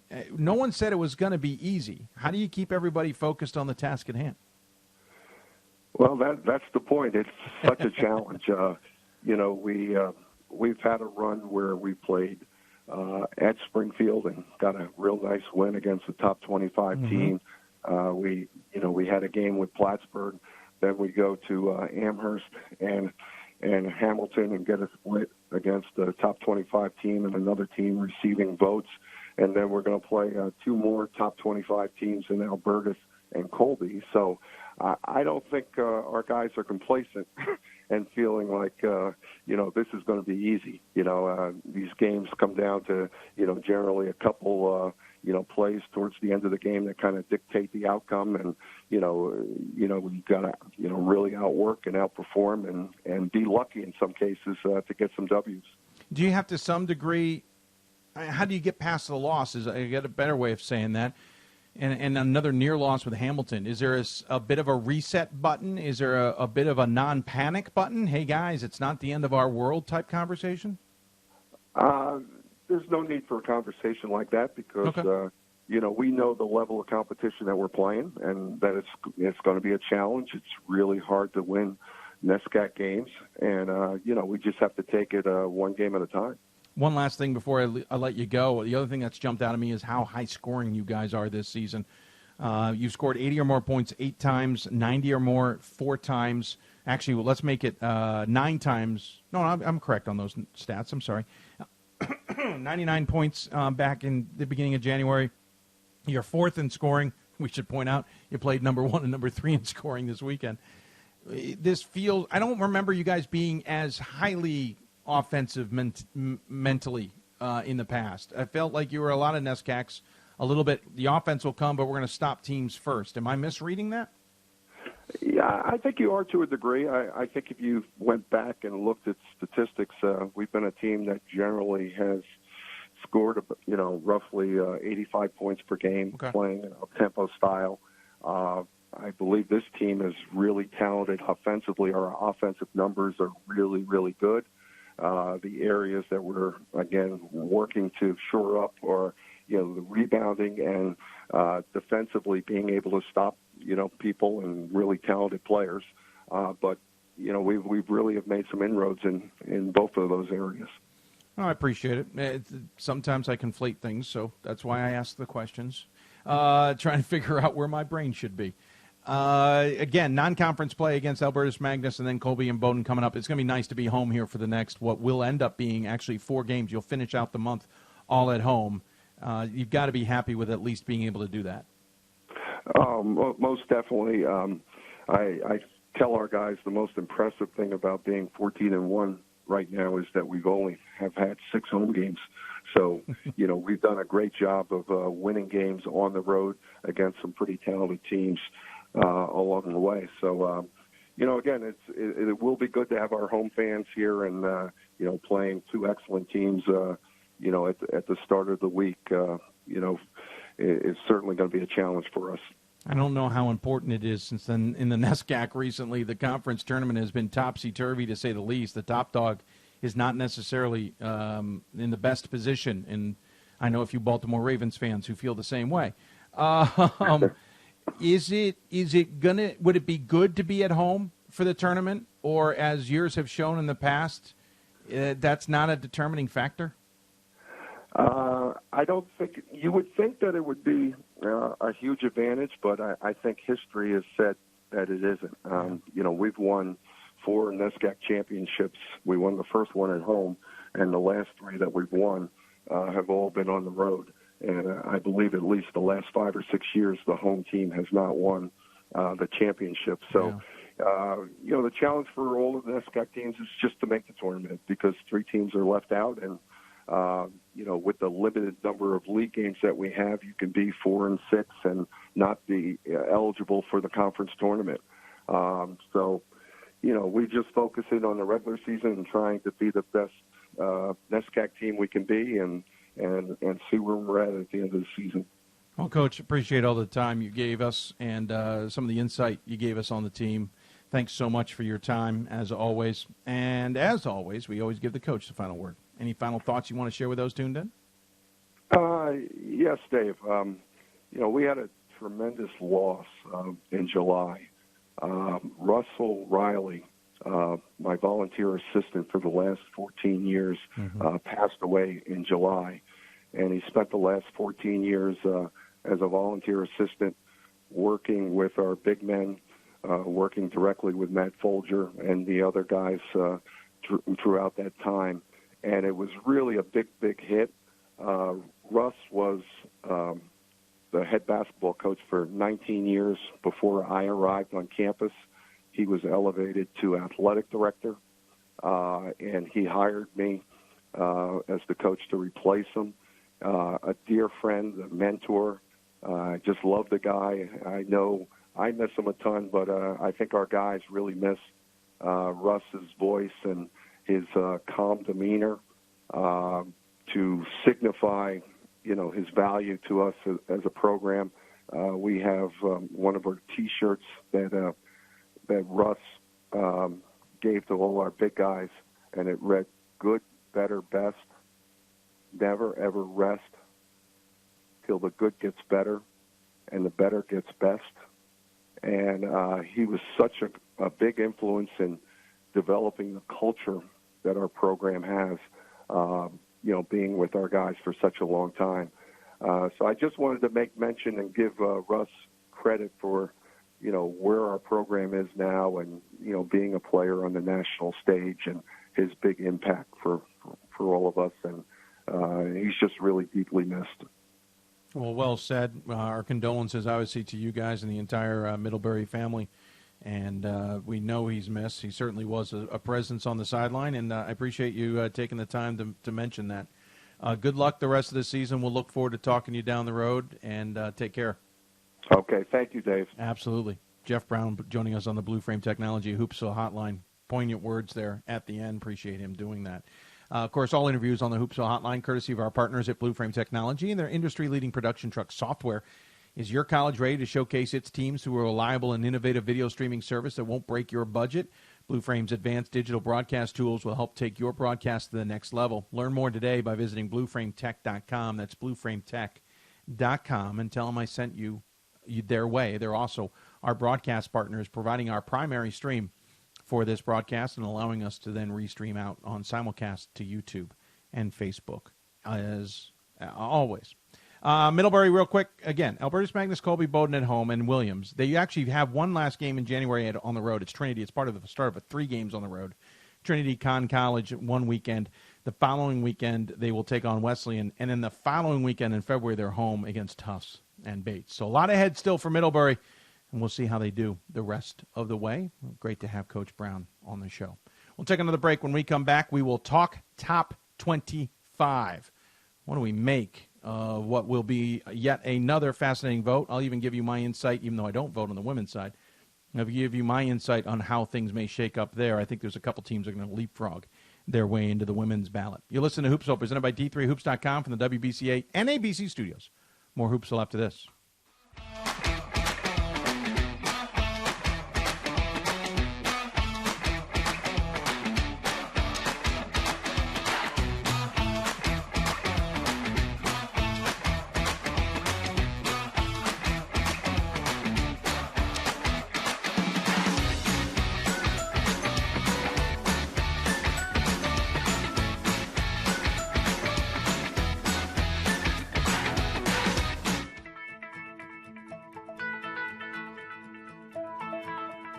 College has given me the flexibility to pursue my passions and my interests, and I've recreated my identity for myself aside from just being an athlete. My greatest personal discovery has been that I am capable of doing things that I didn't know I was capable of doing. To be able to study what I wanted to and continue to play the sport I love, all of those things came together very nicely in one package in Division III. Cheer for the stumbles. That he should have had that. And the tears that linger. For in those moments, greatness lies. There, you will find the provoked, the determined, the unified. It's in those moments that champions are born. College basketball lives in Kansas City at the College Basketball Experience at Sprint Center. The College Basketball Experience is the place to get your game on. It's not a museum, it's an experience you won't forget. Discover the history of the game in the National Collegiate Basketball Hall of Fame, featuring the Gallery of Honor, Mentor Circle, and Honor Theater. Suit up in the latest CBE logoed Nike gear at the CBE Hoop Shop. Elevate your game today and visit the house that college basketball built.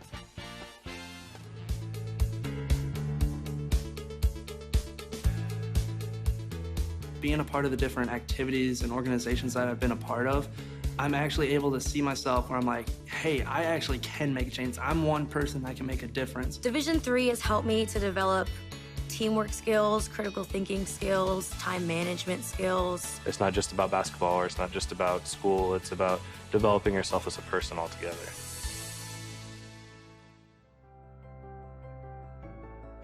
It's on us. It's on all of us. And it's time to act now. It's on us to start the change. It's on us to be the change. It's on us. It's on Division III. It's on all of us to stop sexual assault.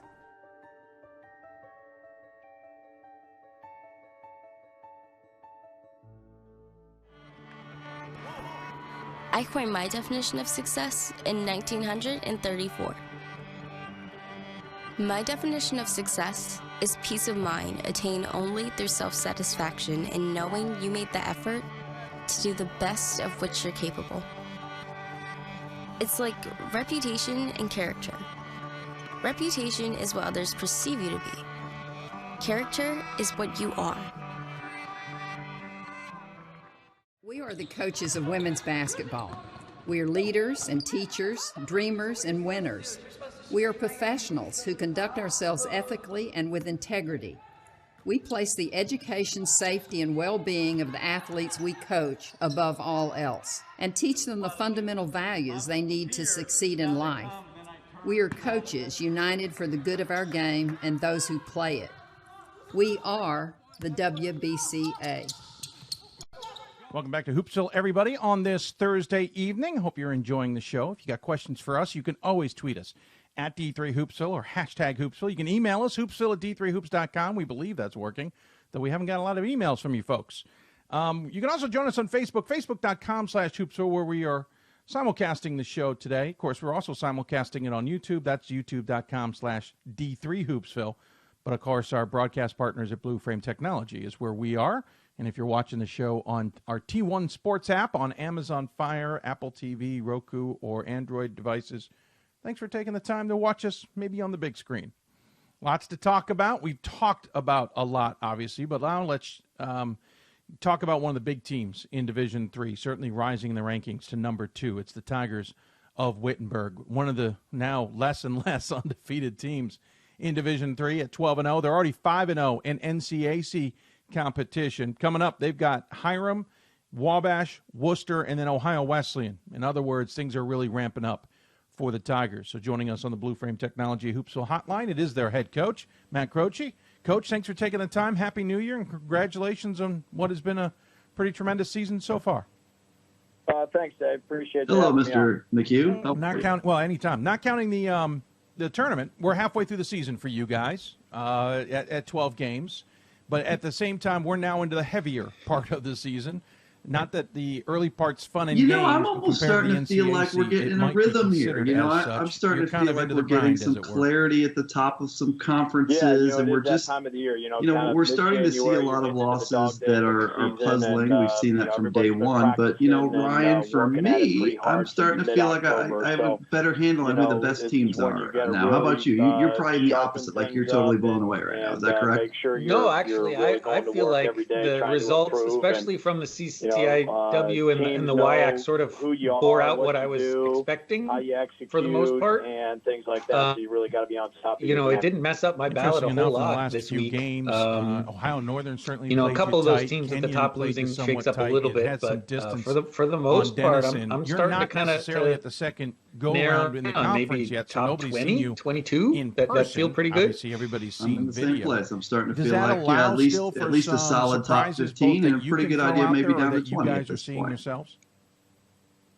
I don't know if we're surprised by that. I mean, I think we've got some good teams that we play. I think our conference is deeper than it's ever been. It's been a great season though from a standpoint we've talked about from day one, all the parity and stuff. But to Ryan's point, when you look at the top of some of the conferences, it's starting to shake out a little bit. The CCIW, I think, is starting to become a little more clear. The WIAC starting to become more clear. The NESCAC, I have no idea what to make of the NESCAC. And there's several other leagues that are like that for me. But Yeah, I think, as we get here into middle January-ish, it is getting a little bit, more clear to me. Oh, I'm glad it's clear to you. I really am. Because it's not clear to me. That said, I had less movement last poll than I expected. I actually forced myself to pull a couple teams out of the poll to get teams I thought were deserving in. So I guess that could be a statement to that solidification. But I feel like when I look at results, and as I said at the top of the show, not only do I have losses in the top 25, I've got losses plenty in the receiving votes category, and I've got losses in my watch list too. No, I'm not surprised there's losses, but what I'm surprised by is I feel like I can't shorten my list. Like I can't get to the point of saying, oh yeah, these are definitely the 30 teams I'm looking at. I feel like at some point in this point of the season, we always get to about 30. I'm still at 40. I'm still at 45 teams, whether they're on my ballot or not, that I'm keeping an eye on. I think that's where it's crazy. Yeah, I feel like there's a number of teams with pretty good records that I think might be pretty good, that maybe have some big conference games coming up, or maybe you want to see them win a few more. There are a number of those teams that could end up in the poll, over the next month or so that we just need to wait and see on. Bob, the other thing I notice is your CCIW is being less cooperative as always. The YX being less cooperative as always. And the NESCAC had a bang of a first weekend just to add to the fun. Is there any way we're not going to have a weekend where we're not kind of mutilating ourselves in conferences? Well, I kind of think it's the opposite. Like, I feel like in the CCIW, the preseason favorite was North Central, and they got off to a bad start to the season, but they're sitting at the top of the standings right now, 5-1 in the league, and Elmhurst is 4-1 and Wheaton's 3-1. So I think the CCIW is starting to kind of shake out the way we thought it would back in late October. I think the WIAC, although it's not the team we thought, Platteville, to me, has emerged as and I don't know the word clear is the right word, but the favorite at this point. They're 3-0. La Crosse is 2-1, Stevens Point 2-1, and Oshkosh is 2-1. But because Platteville won at Oshkosh, that road game to me kind of put the favorite tab on them. The NESCAC is the league that I think is the most jumbled. I think you've got Colby at 2-0, Tufts at 1-0, Bates at 1-0. Everyone else has a loss, including teams we're voting for, like Middlebury, Amherst, and Hamilton. Those teams all have losses. So I think the CCIW and the WIAC are becoming a little more clear. Yeah, I have the same thing. I was really worried that Oshkosh or Stevens Point would win this week and really muck up Wisconsin, right? But the fact that they both lost, we sort of were able to, at least for me, kind of move them off out of the way for the moment anyway, unless they come back and win a whole bunch more later on. By the way, I apologize, everybody. Turns out I was playing a little bit of the Wittenberg interview from Thursday's show as my audio, so some people didn't hear me too well. Don't worry, you didn't miss anything. It was just me talking, and you really don't need to hear that. We're fine. We've been fine for a little bit of time now. I just finally got an explanation on the whole mess. I got a question. I'm going to get to it in a moment on the WIAC. I just haven't been able to call it up as I was trying to dig into it. But here's my question to you guys before I call that one up in a general sense. Are we back to our top 5 conferences that we've been always used to saying? It's WIAC, it's CCIW, it's UAA, it's NESCAC, and it's ODAC? I would say I'd have to think about that a little bit. I think the WIAC and the CCIW are the top 2 leagues this year. I think the NESCAC is in the top 5. I think the ODAC is probably in the top 5. And who was that? Who was the 5th one? Was it the UAA? Yeah. UAA. I don't have the UAA in my top 5 right now just because I think they're in a mix. But I want to know who's the best team after Emory and WashU before I say the UAA is in the top 5. I think there's some other conferences that could have a good claim to that. And look, I'm probably forgetting several other conferences, but I do think the UAA is kind of on the bubble. Maybe not. I don't know, Ryan, where you're at the top 5. I feel like those are the conferences that you can always expect there will be a contender amongst them, right? I don't know that maybe they're as powerful as they once were, and I might include maybe the MIAC over the ODAC right now, just the way things have gone the last few years. You just know you're going to have a national contender out of those conferences, which is just not true of any other conference, really. You've got great teams that sometimes are there and sometimes aren't, but you'd be pretty consistent with those conferences. The league that I think has emerged as, in the conversation in the last 3 seasons would be the ARC, the league that's primarily in Iowa, where you've got Nebraska Wesleyan that's been so good. And, Loras has emerged, and this year you have Buena Vista that's having a wonderful season. Yes. So I think the ARC is one of the leagues. Obviously, the MIAC, as Ryan very accurately mentions, is in that conversation. So, there's probably 7 or 8 leagues we could argue for the top 5. Yeah, no, I agree. And that's why I threw it out there. I think it's. I mean, the ODAC I've always been back and forth with. I think the last few years it had been a little bit out of that conversation. I think it may have reemerged. I don't know just as of yet, but I do agree. I think the ARC has gotten better and has certainly entered that equation. I think what Buena Vista is doing is fascinating. I want to check in on that possibly in the near future. So that's why I asked you guys. Thanks.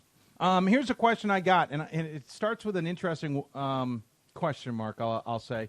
If Platteville men are the best team in the WIAC, okay, we're going to take that leap. Who is second, third, and fourth? How do you all stack up the next 3 at 2 and 1? Oshkosh, Stevens Point, La Crosse. Maybe even throw Eau Claire in if you want at 1 and 2, but their home loss to an undersized stout team is troubling. We should point out Platteville's 3-0 in conference, 13-1 overall. La Crosse is 12-1 overall, 2-1 in conference with Stevens Point and Oshkosh. Eau Claire is 10-4 now, 1-2 in conference play. By the way, Oshkosh 8-6 on the season overall. So how would you quickly take that, guys? If Platteville's number 1, and I'm going to couch this by saying I don't even know if Platteville is the best team there, but I'm certainly voting them high. But anyway, you?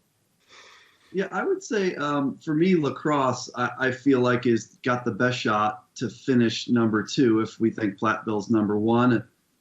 Look, using just one team that's played a phenomenal schedule, Augustana. La Crosse beat Augustana. Augustana beat Stevens Point. Oshkosh beat Augustana in a close game. I'm just kind of comparing how these games played out. I just think overall La Crosse has had a really good season, and I think that they have all the pieces. But after Platteville, to me, there's like a little tiny separation, and then La Crosse, Stevens Point, Oshkosh, Eau Claire, I have no idea who's the best. To me, I'm just guessing at this point. Ryan, do you have a magic ball where you're looking at who the best WIAC team is after Platteville? I love that. I mean, if you're talking those next 3 teams, the La Crosse, Stevens Point, Oshkosh, I feel like it's a toss-up if you're actually playing head-to-head in any of those games, depending where you are. La Crosse obviously has got the record, right? They've got the best results so far. Oshkosh is really talented and really experienced. We know that they're really good. Stevens Point maybe has struggled on the offensive end of things a little bit, but, going head-to-head in those games, it's really hard for me to choose one over another at this point. And the thing about Oshkosh is that, and we really haven't talked a lot about this, is that they lost a couple very key players here in the last 3 weeks or so. Mm-hmm. And I haven't pulled up their stats. I don't even want to mention the names because I don't want to be wrong if for some reason these players have come back. But they lost a couple starters, as I understand, including a guy that we saw last year in Fort Wayne that's an absolute stud. So it's not Fravert or Flynn, but it's one of the really key guys that I believe is gone. Again, I'm not saying names because I want to make sure I'm right. But they're not the team that they were last year, and I think the season is playing that out. And Ryan, I think we talked about that a lot coming in. Like, how good would Oshkosh be if they had all those guys and they were clicking? I thought that they were going to be a top 5 team, but they just don't have all those pieces, and it's just not quite the same this year. Yeah, and that's something that coaches bring up all the time. Is you feel like you can replace maybe the production of guys who graduate, but the intangible part of that, the leadership, the things that we don't always notice in the stat sheet is much harder to replace. And I think that's what Oshkosh is dealing with. I was going to bring it up too. We can say Connor Duax is the name. He's not on their roster, so I assume it's safe to say that he's not playing with them right now. And that makes a difference. They weren't incredibly deep. You graduate 2 guys, and once 1 or 2 start going down, that makes it more difficult, especially in a conference like the one they're in. Good points across the board. I actually have lacrosse higher in my poll than I have Platteville. I thought what they've been doing of late. That's wrong, Dave. Okay. Yeah, well, don't influence me. So that's why I couch the Platteville part of it if they're number 1. Yeah. And I don't have any other UW teams at this point in there. I think I'm not fully sold yet on Stevens' point. I need to see more. The fact that lacrosse seems to have their number is fascinating at this point. Ken Durbach, I joked with the lacrosse women's coach earlier in the show. If Bob Semling had his way, I don't think lacrosse would be on their schedule anymore. And Oshkosh, Bob, you Ryan too, kind of nailed why I'm not buying in yet. So there'd be max at this point, a 3rd team. Eau Claire, it's kind of a wait and see, but 1 and 2 in conference is going to make me wait. So I think it's an interesting question. I'm not fully bought in, as it were. With that, let's move into our top 25 before we get to how this influences everybody later. We have our usual 3 categories, and as always, I always forget what one of them's title is. We have the deep dive, which is a team normally that's not receiving votes, but with so many teams receiving votes, really it's a team that's barely receiving votes or not receiving votes that we are kind of that we think should maybe be considered. Then there's the debatable, a team that we debate where they're ranked or should they be ranked, et cetera. And then the 3rd name I always forget, Ryan, is dubious. Dubious, the one that's way too high in our opinions, or at least maybe out of position is a better way of saying that. Who wants to go first and which? I'll literally throw this up in the air. Who wants to go first and with which of the 3? Like a draft. How about and Ryan's this? got a smirk on his face. I don't know if that's because I threw him a curveball or because he's got a scary idea.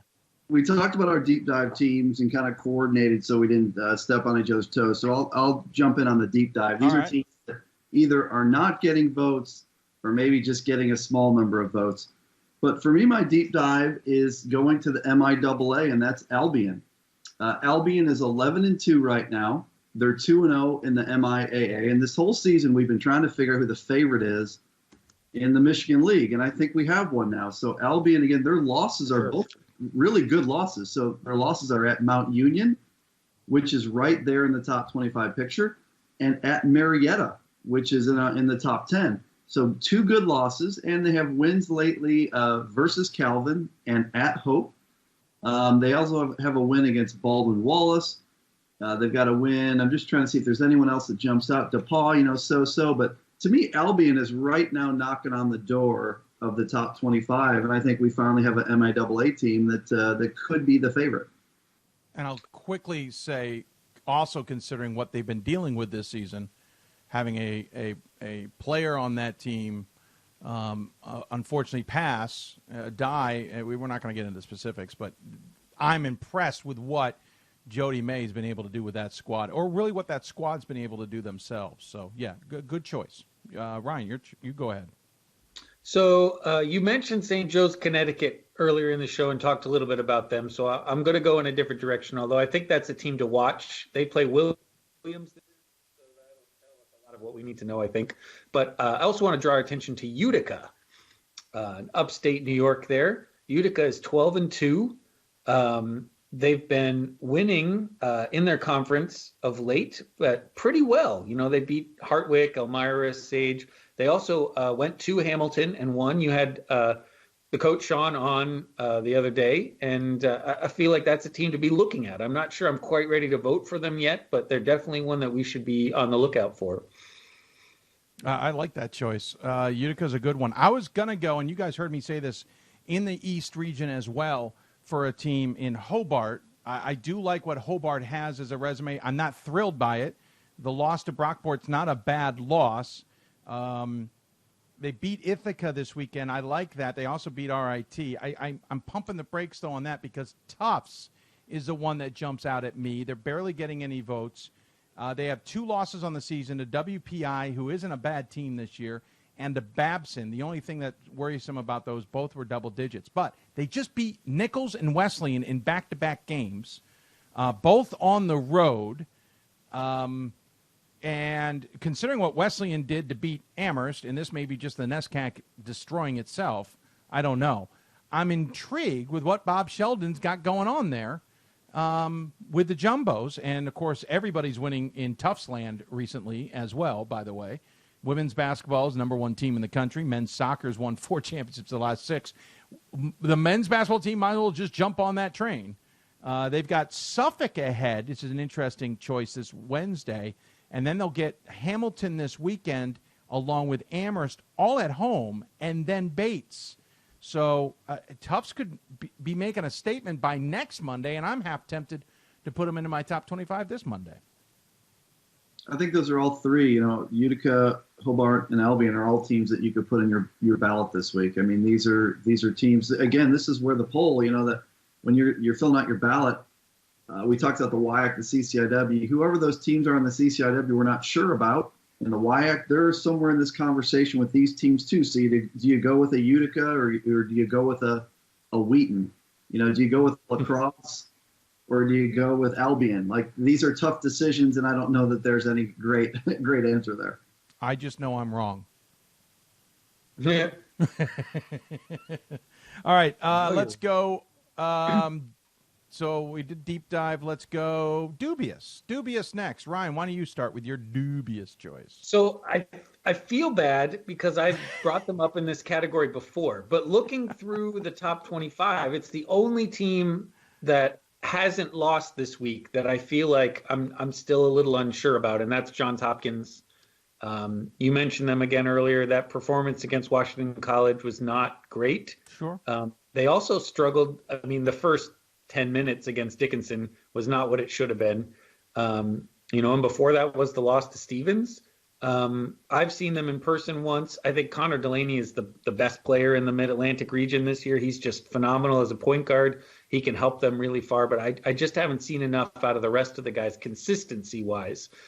They're getting these wins, which is good, and I'm sure it'll help them, come the end of the year. We look at Pool C selections and all that kind of stuff, but I'm just not super sold on this team as a consistent winner, especially against really good competition.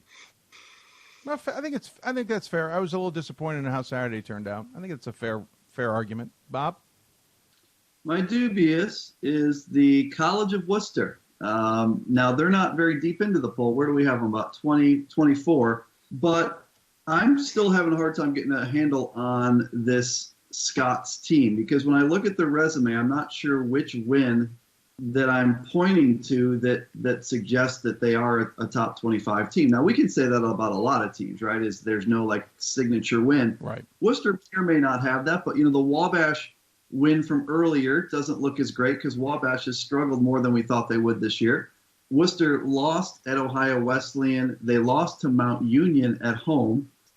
They beat DePaul on the road by 2. Going on the road is always difficult. I'm sure that was a tough conference game. But in the big signature win where I was going here is they beat Whitworth, right? Now, they beat Whitworth at home by 5 points. But Whitworth was playing without, I believe, their starting, Ryan, help me out there. Point guard, second leading scorer, yeah. Yeah, so Worcester's best win to me is a little bit tarnished. And so, again, I'm not saying that Worcester shouldn't be in the top 25. I'm just saying, right now, they're a team I'm looking at. I'm looking for the game against Wittenberg, which I believe is this Saturday. I'm really looking forward to seeing Wittenberg at Worcester. If Worcester is a top 25 team, they should win that game at home, even though Wittenberg is very, very good. So I'm looking forward to that one. Yeah, but it is this Saturday. They got Oberlin first along the way.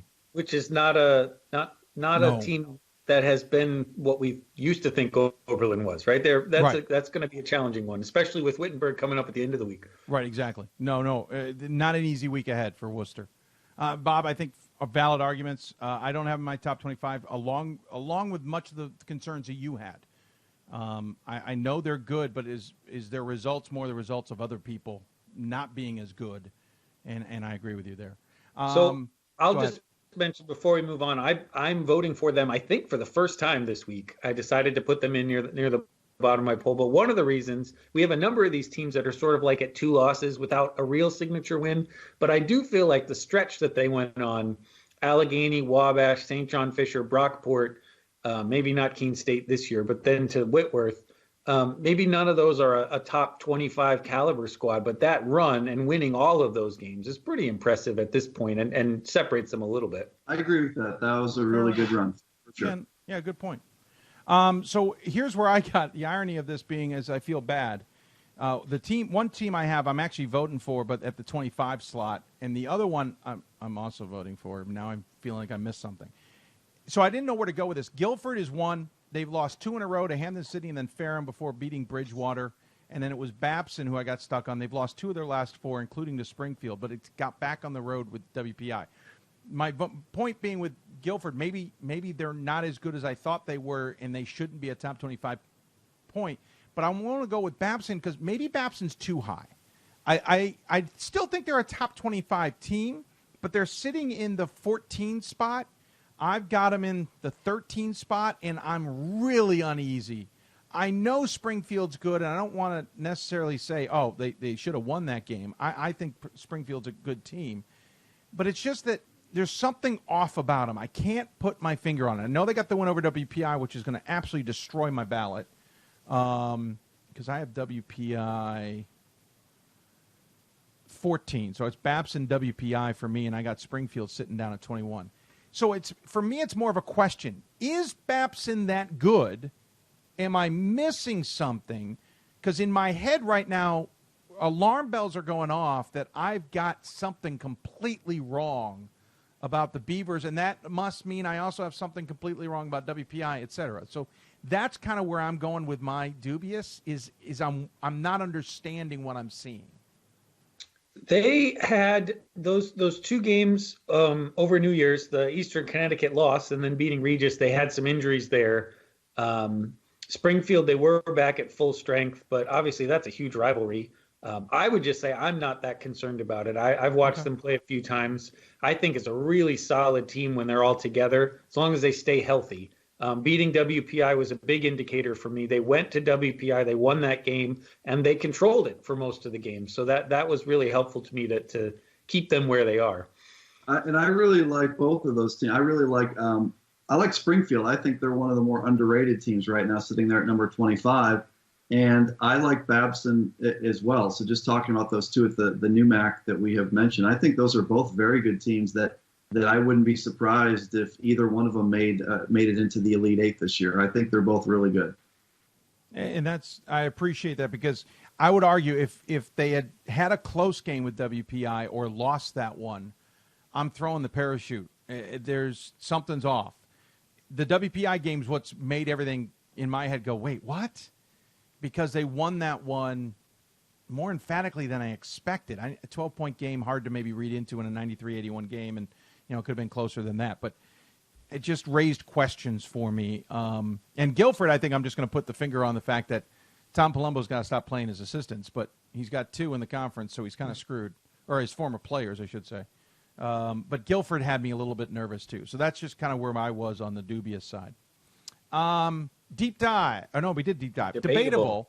I don't have one because I had a feeling maybe both of you guys had debatable teams, and I figured maybe we'd just take a shot at both.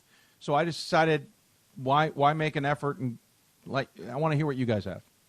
So I maybe can we actually debate 2 teams, because this is what I was doing in my poll as I'm putting it together. I had 1 spot at number 25, and the 2 teams that I was considering were East Texas Baptist and Amherst.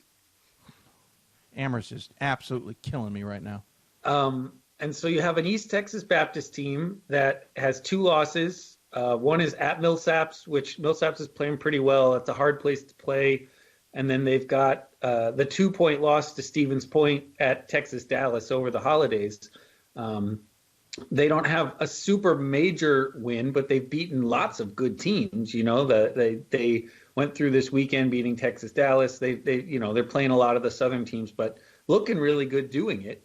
And then you've got this Amherst squad, right? They beat Middlebury this weekend, which sort of salvaged their chances. They would have definitely been out without that, but they don't really have any other signature win other than, I mean, they beat Springfield when Springfield wasn't playing all that well.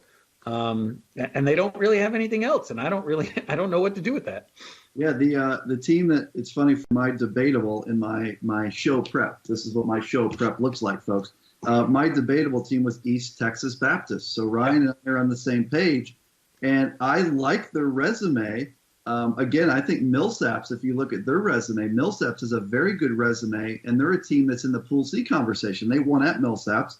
They beat Stevens Point, right? So Stevens Point, we know that they're a very dangerous team. They're having a good year. They beat Stevens Point. Or I'm sorry, they lost to Stevens Point. They lost at the buzzer, right? Sorry about it. They lost at the buzzer.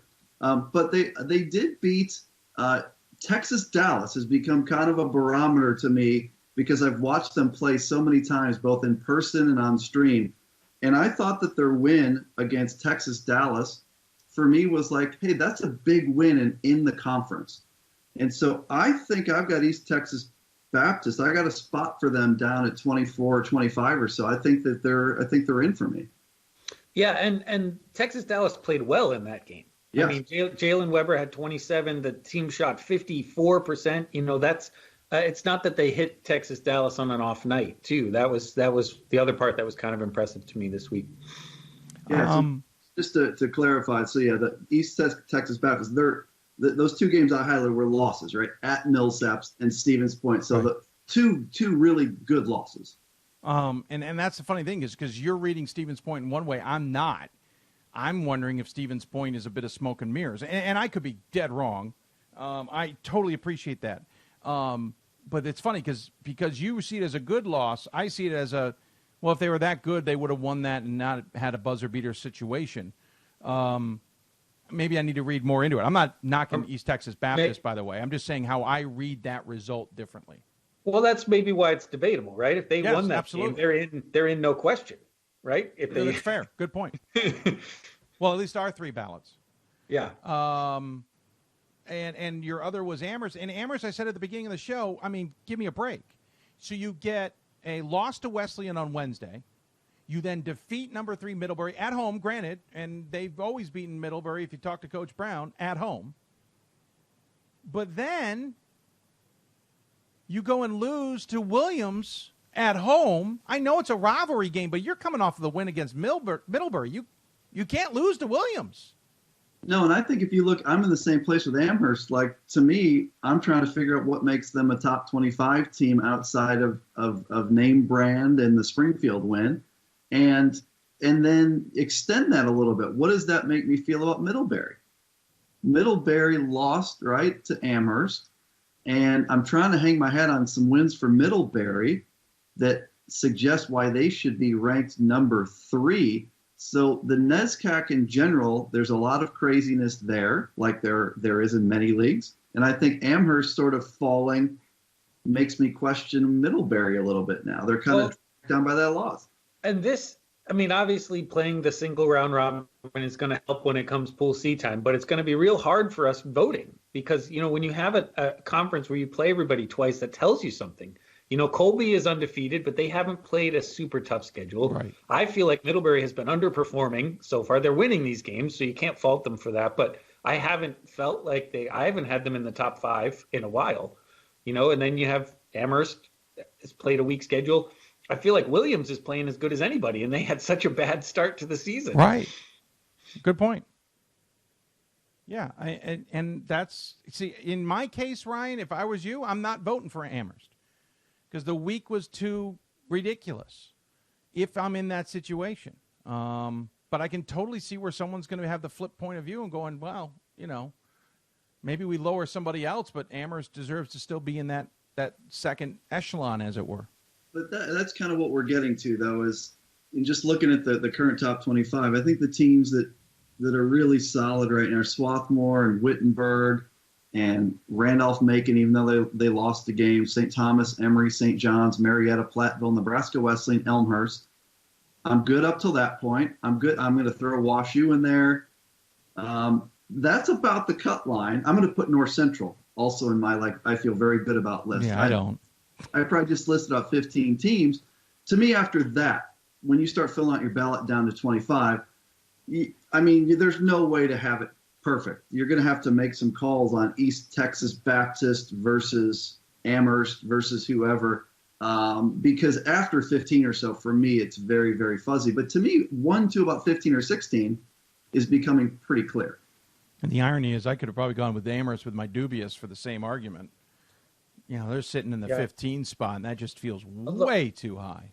They've lost 2 this week, so some of those that feel a little high are going to drop because of the losses that are happening. Yeah, and that's why this dubious is it's a bit off on this evening, because we do have the results coming back, but dubious on a Monday is hard too. Well, and that's why I picked Hopkins, because there's a good chance they jump 3 or 4 spots, and agreed. They're going to start floating a little higher maybe than they need to be. I agree with you, though. I know I'm going to probably be keeping them right where they are.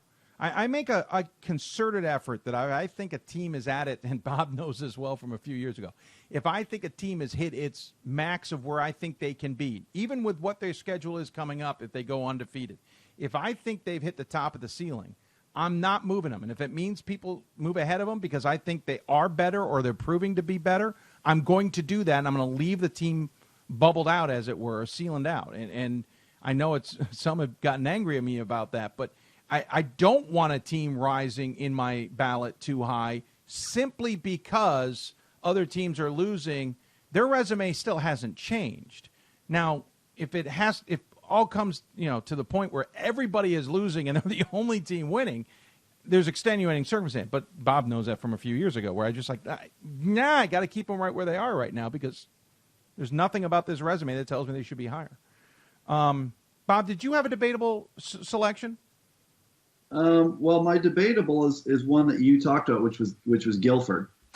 So my debatable, we probably don't need to go into because you talked about them in such detail, but I don't know if Guilford is the best team in Division III or like number 50, because they got crushed at home by Emory, but then they won at Emory. Right. They beat Mary Hardin Baylor, and I think they're good. They lost to Virginia Wesleyan, good loss. They lost to Ferrum. They're 3-3 in the ODAC. If you pull up the ODAC standings right now, you got to look pretty far down to find Guilford. Right. So is Guilford in my ballot this week? I have no idea. I got to figure that out. But they're my debatable on if they're a top 25 team or not. They certainly have a great win at Emory. Yeah, I've got Guilford sitting at 25 last week, and I think I've had them in that general area for a few weeks, and I'm going to pull the ripcord this time, just because I think they need to, as you said, rise in the conference and not show that 3 conference teams can knock them off. And they haven't even gotten, Virginia Wesleyan, Ferrum, and Hampden-Sydney. I know 2 of those are former players, but I'm sorry, if you're really that good, that's not a factor. Well, I think Ryan agrees with this, that the conference games are a lot different than non-conference games. Stuff happens in the non-conference. The teams know each other so well. You have more intensity, I believe. Maybe these games where Guilford's played a couple of the former players, maybe that's got the Ferrum guys just extra juiced for their coach or something. I just believe non-conference games have to be looked at differently, and the results of games often do not make sense in terms of what we look at going in. They're supposed to win by 8 points, but they lost by 6. It happens in conference play, and that's the beauty of, I guess, college basketball. True. Yeah. Guilford is not a team that I was been super high on at all this year. So to me, it feels like they're maybe where I expected them to be, which is probably a little lower than maybe the voters did at this point. But yeah, you lost by 2 at Hampden-Sydney, and then you lose by 3 at Ferrum. Those are not necessarily short drives either, right? And doing those games in conference, close games on the road. If you're prone to like this team, I wouldn't be too worried about those. Ferrum's the closest of those drives, by the way. Right. Yeah. I realized that after I said it. No, I was trying to think it through. And Hampden-Sydney's only a little further away. So they're not the worst drives. No, you're right. It's not going to Randolph-Macon. It's not going to Virginia Wesleyan. Right. Though Virginia Wesleyan's probably a little closer than I always give it credit for.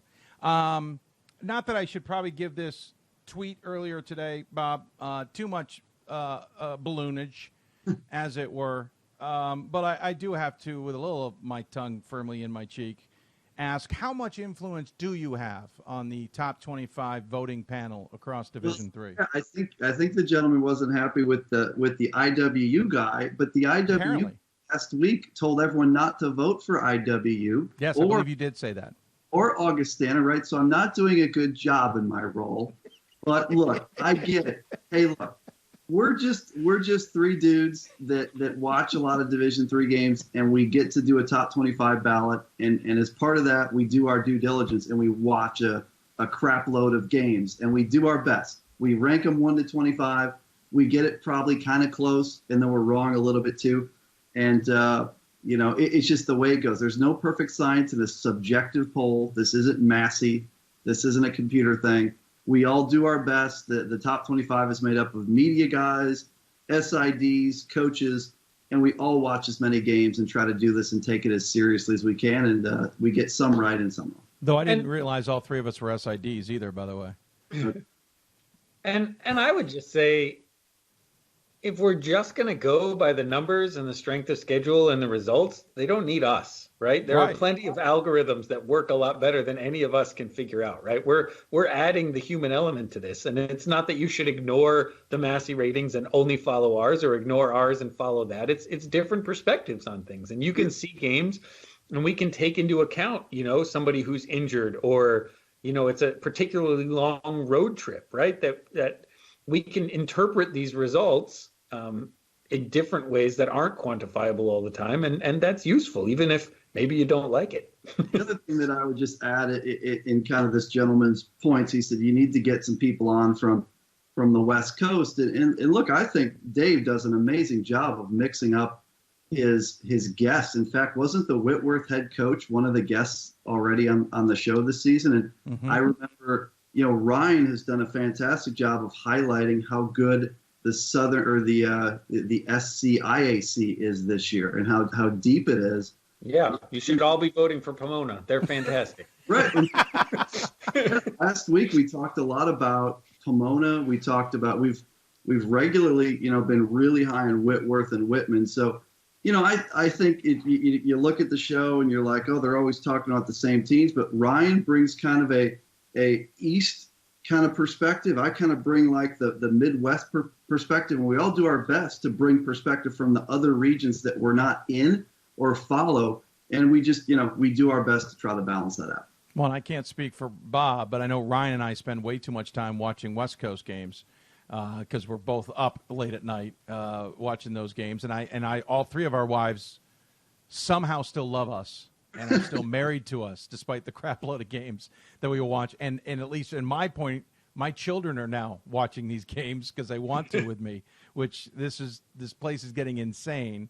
And then last night at the Ravens game, I was reminded, someone said, oh, I can't wait to build my man cave. And I chuckled. I'm like, yeah, man cave. That'd be, oh, wait. Oh, I have this studio. Yeah, I've got a man cave. Okay, we're good. I got a TV. I can watch all the games I want. So we're lucky to have the wives and families that we have. We're 3 guys out of 25 voters. And the last I checked, I do not have any influence because if it were true, my ballot would match everybody else's ballots. That's the best part. Yeah. I haven't even blogged this year. No one's noticed that. I haven't even blogged my ballot this year. I haven't had time. Yeah, it's just it's not a perfect science, but I do think in general that we do a pretty good job of identifying the up and coming teams as they're getting on the radar and the ones that are falling off the radar. And we'll continue to do that, and we'll continue to try to look across the whole landscape like we do right now. Yeah, and to your point, thanks for the compliment. I do try, and if no one's figured it out on this show, we rotate regions. We have 4 per show starting from January on. We will rotate not only conferences in those regions, we will rotate genders in those regions so that we give everybody as much of a fair chance as we can. And then here's the real trick that I don't think anyone really appreciates. You will not see a repeat guest on this show until the end of the regular season. It sucks for the preseason number ones. That's the only time we talk to them. I might need to put a small caveat for them in there. but that's our way of trying to give as much of a landscape understanding. Could you imagine if we only talked to WIAC and CCIW teams every show? We'd be out of content halfway through the season. Gentlemen, any final thoughts before you either cast your ballots or try and influence those who are casting theirs? I would just say it's a good week this week. I'm looking for games that Swarthmore has to compete in and could lose. And Haverford, let's keep an eye on Haverford. I always get it wrong. Haverford. It's all right. I feel better. Look, those are two tough ones. Haverford and Swarthmore, right? So that's a good game. You got some good games in the WIAC and CCIW. Colby at Middlebury. That's a great game. Wittenberg at Worcester coming up Saturday. There's several others, but I'm keeping an eye on a lot of great games this week. Ryan? I'll just say it again. You should all be voting for Pomona.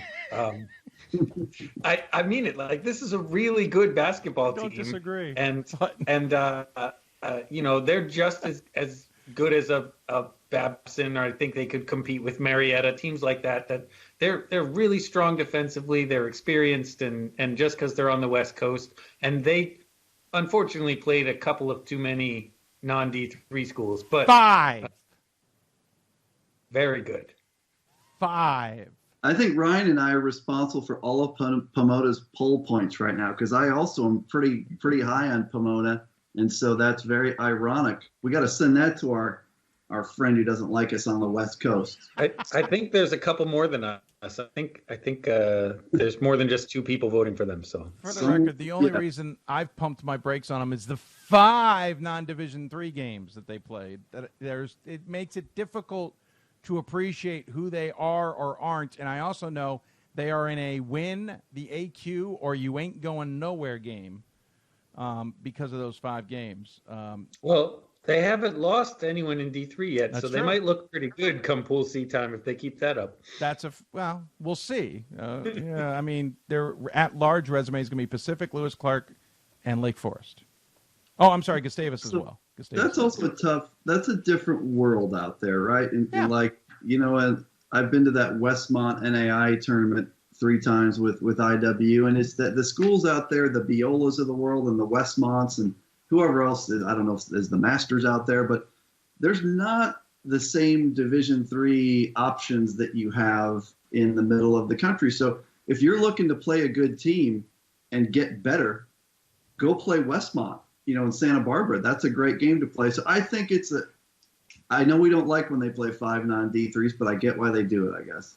Well, I mean, I understand that sometimes you got to fill your schedule. I just know there's other options, especially around Christmas time, where you can fill those in. By the way, speaking of which, SCIAC looks like a number of men's teams might end up at the D3Hoops.com Classic next year. I think maybe the message has been heard, and some of them, I don't remember the list, so I don't remember if Pomona's on there. And maybe the one conference that's like a 4-hour drive could maybe swing that. Is that the idea? Yes, that's kind of where I'm getting at. Yeah, there you go. The women's team's figured it out. Gentlemen, I've taken enough of your time. Thank you so much, as always. Appreciate it. Thanks, and good luck on your ballots, and we'll look forward to talking to you down the road, and take care and have a fun week. Thanks, guys. See you. All right, take care, guys. That's Bob Quillman and Ryan Scott joining us on the BlueFrame Technology Skype Hoopsville Hotline. Appreciate them taking the time to do so. And appreciate you guys bearing with us. The segment always goes longer than I want. We'll find a way to at least trim it down to keep it smooth, but not too bad. On the women's side, before we let you go, because this is a really long segment, and I apologize now. Women's side, a couple of things that jump out at me. First and foremost, Wartburg lost to Loris, and here's the message I got from somebody. Fantastic game on the women's side. I think both teams are national champion contenders. We were without one of our starters. This is Wartburg, by the way, which may have tipped the balance, but Loris is a really good team and really was emphasized. I see Whitman and George Fox play several games, and I've seen us play lacrosse twice in Baldwin Wallace, and Loris is way better than all of them. So this person indicating that maybe, just maybe, Loris women's team should be a little bit higher than they are at 19. They went undefeated with a smoking win over Buena Vista by 42 and beat Wartburg by 4. So Loris is going to jump. I don't doubt that. I've seen a few other people on Twitter indicate that Loris should be higher, and I think that's going to happen. Wartburg losing to Loris, I think, will slide him out of the top 5, but not very far.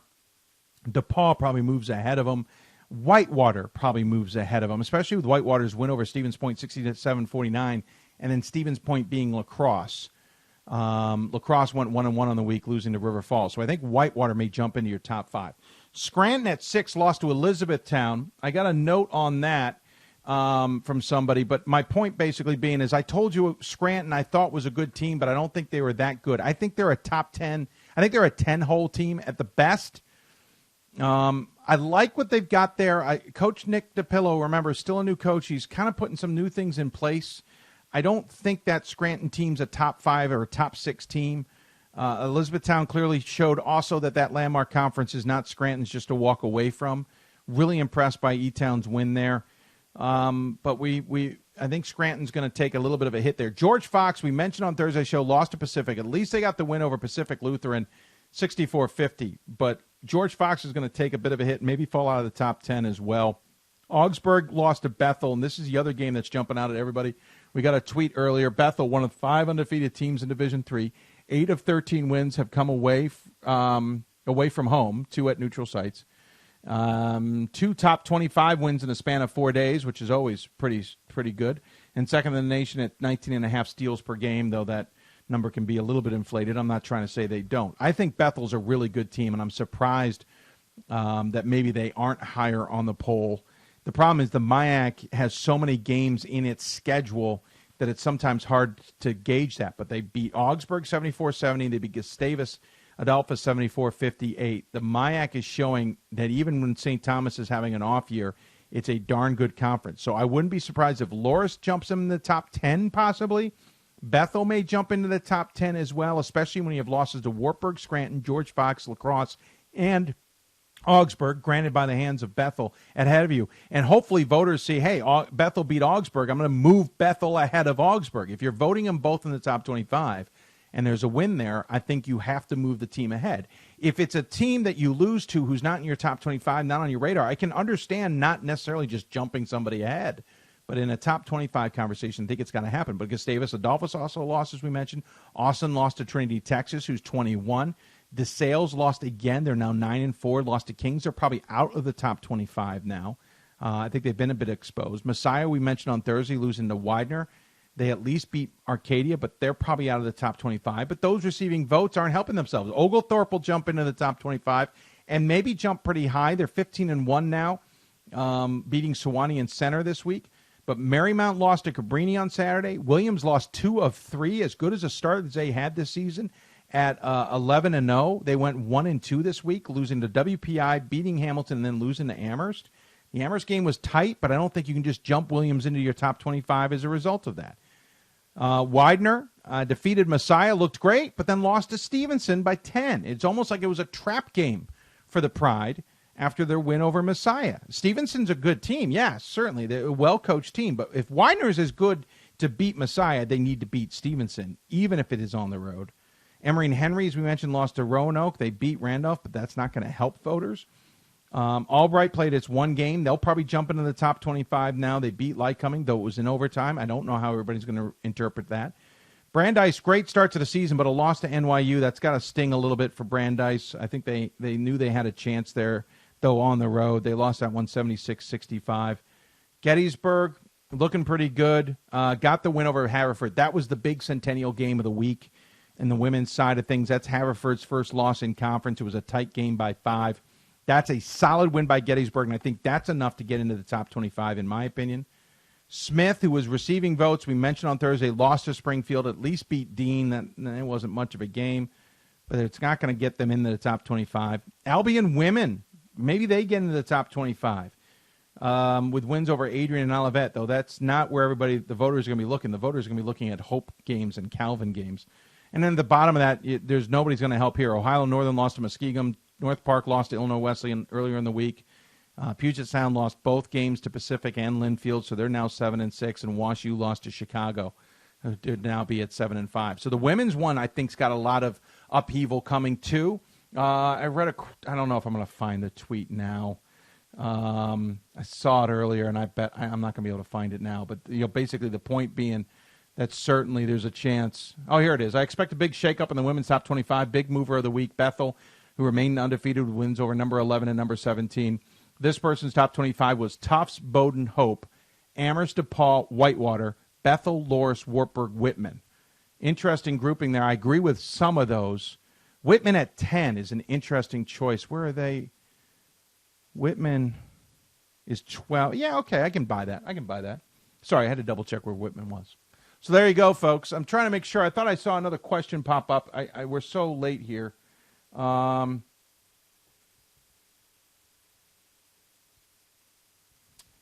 Mike says, love your show. Sounds like either you, Bob, or Ryan on a cell phone that's getting text. May need to silence during the show, distracting. I'll be honest with you, Mike. My phone's on vibrate, and I wasn't getting alerts. So it wasn't my phone, and I didn't hear any cell phones coming from those two. So I don't think it was on our end. I would have heard the cell phone through my system if it was them getting messages. So I'm not sure where that is. Maybe it was your computer? I don't know. I can certainly look into it, but I didn't see either of them distracted. And like I said, mine's sitting to my side but on vibrate, so you wouldn't have heard those messages either.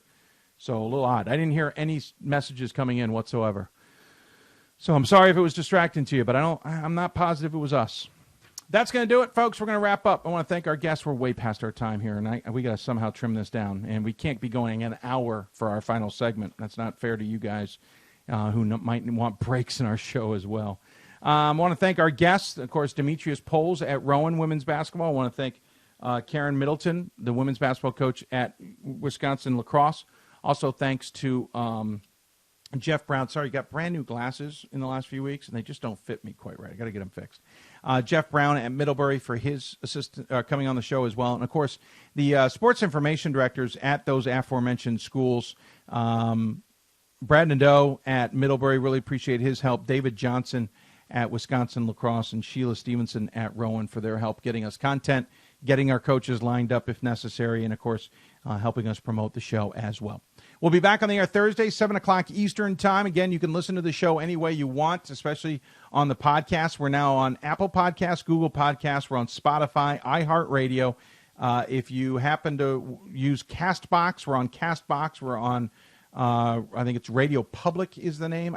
It's Radio Public. I don't know the logo all that well. We're also on TuneIn, and there's several others coming. We're trying to blanket it with a podcast. We've noticed a podcast is very popular. The video is very popular as well. You can watch simulcasts on Facebook.com/Hoopsville and YouTube.com/D3Hoopsville. But more importantly, you can watch the show on demand on your Roku app, especially if that intrigues you, as it were.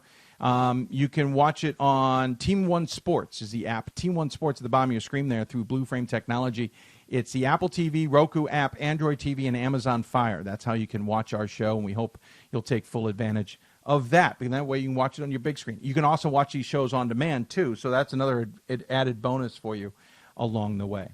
And that shall do it, as it were. Thanks for tuning in, everybody. Thanks for taking the time to join us. Thanks, Mark, for the kind words. Appreciate it as always. Let's see. Double checking. Nope, nothing else. We'll be back on the air Thursday. Reminder, Thursday we'll be talking about the East Mid-Atlantic, Great Lakes, and West regions primarily. Plus we'll have our WBCA Center Court segment.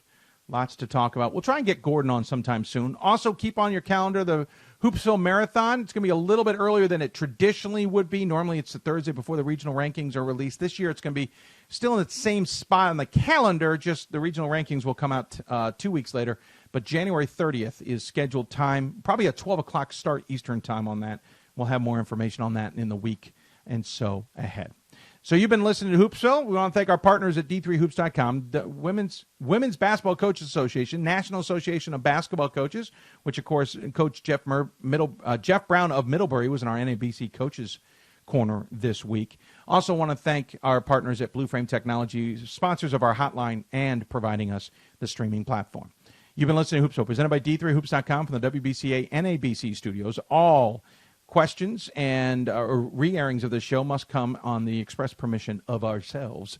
So please get in touch with us at DMAC Productions for that. Thanks for tuning in, everybody. We'll see you on Thursday night, 7 o'clock Eastern. Enjoy the week of D3 basketball ahead. Got new top 25s coming out on Monday evening. Should be a revealing idea of where we think top teams are as we head into the middle of January. Good night, everybody.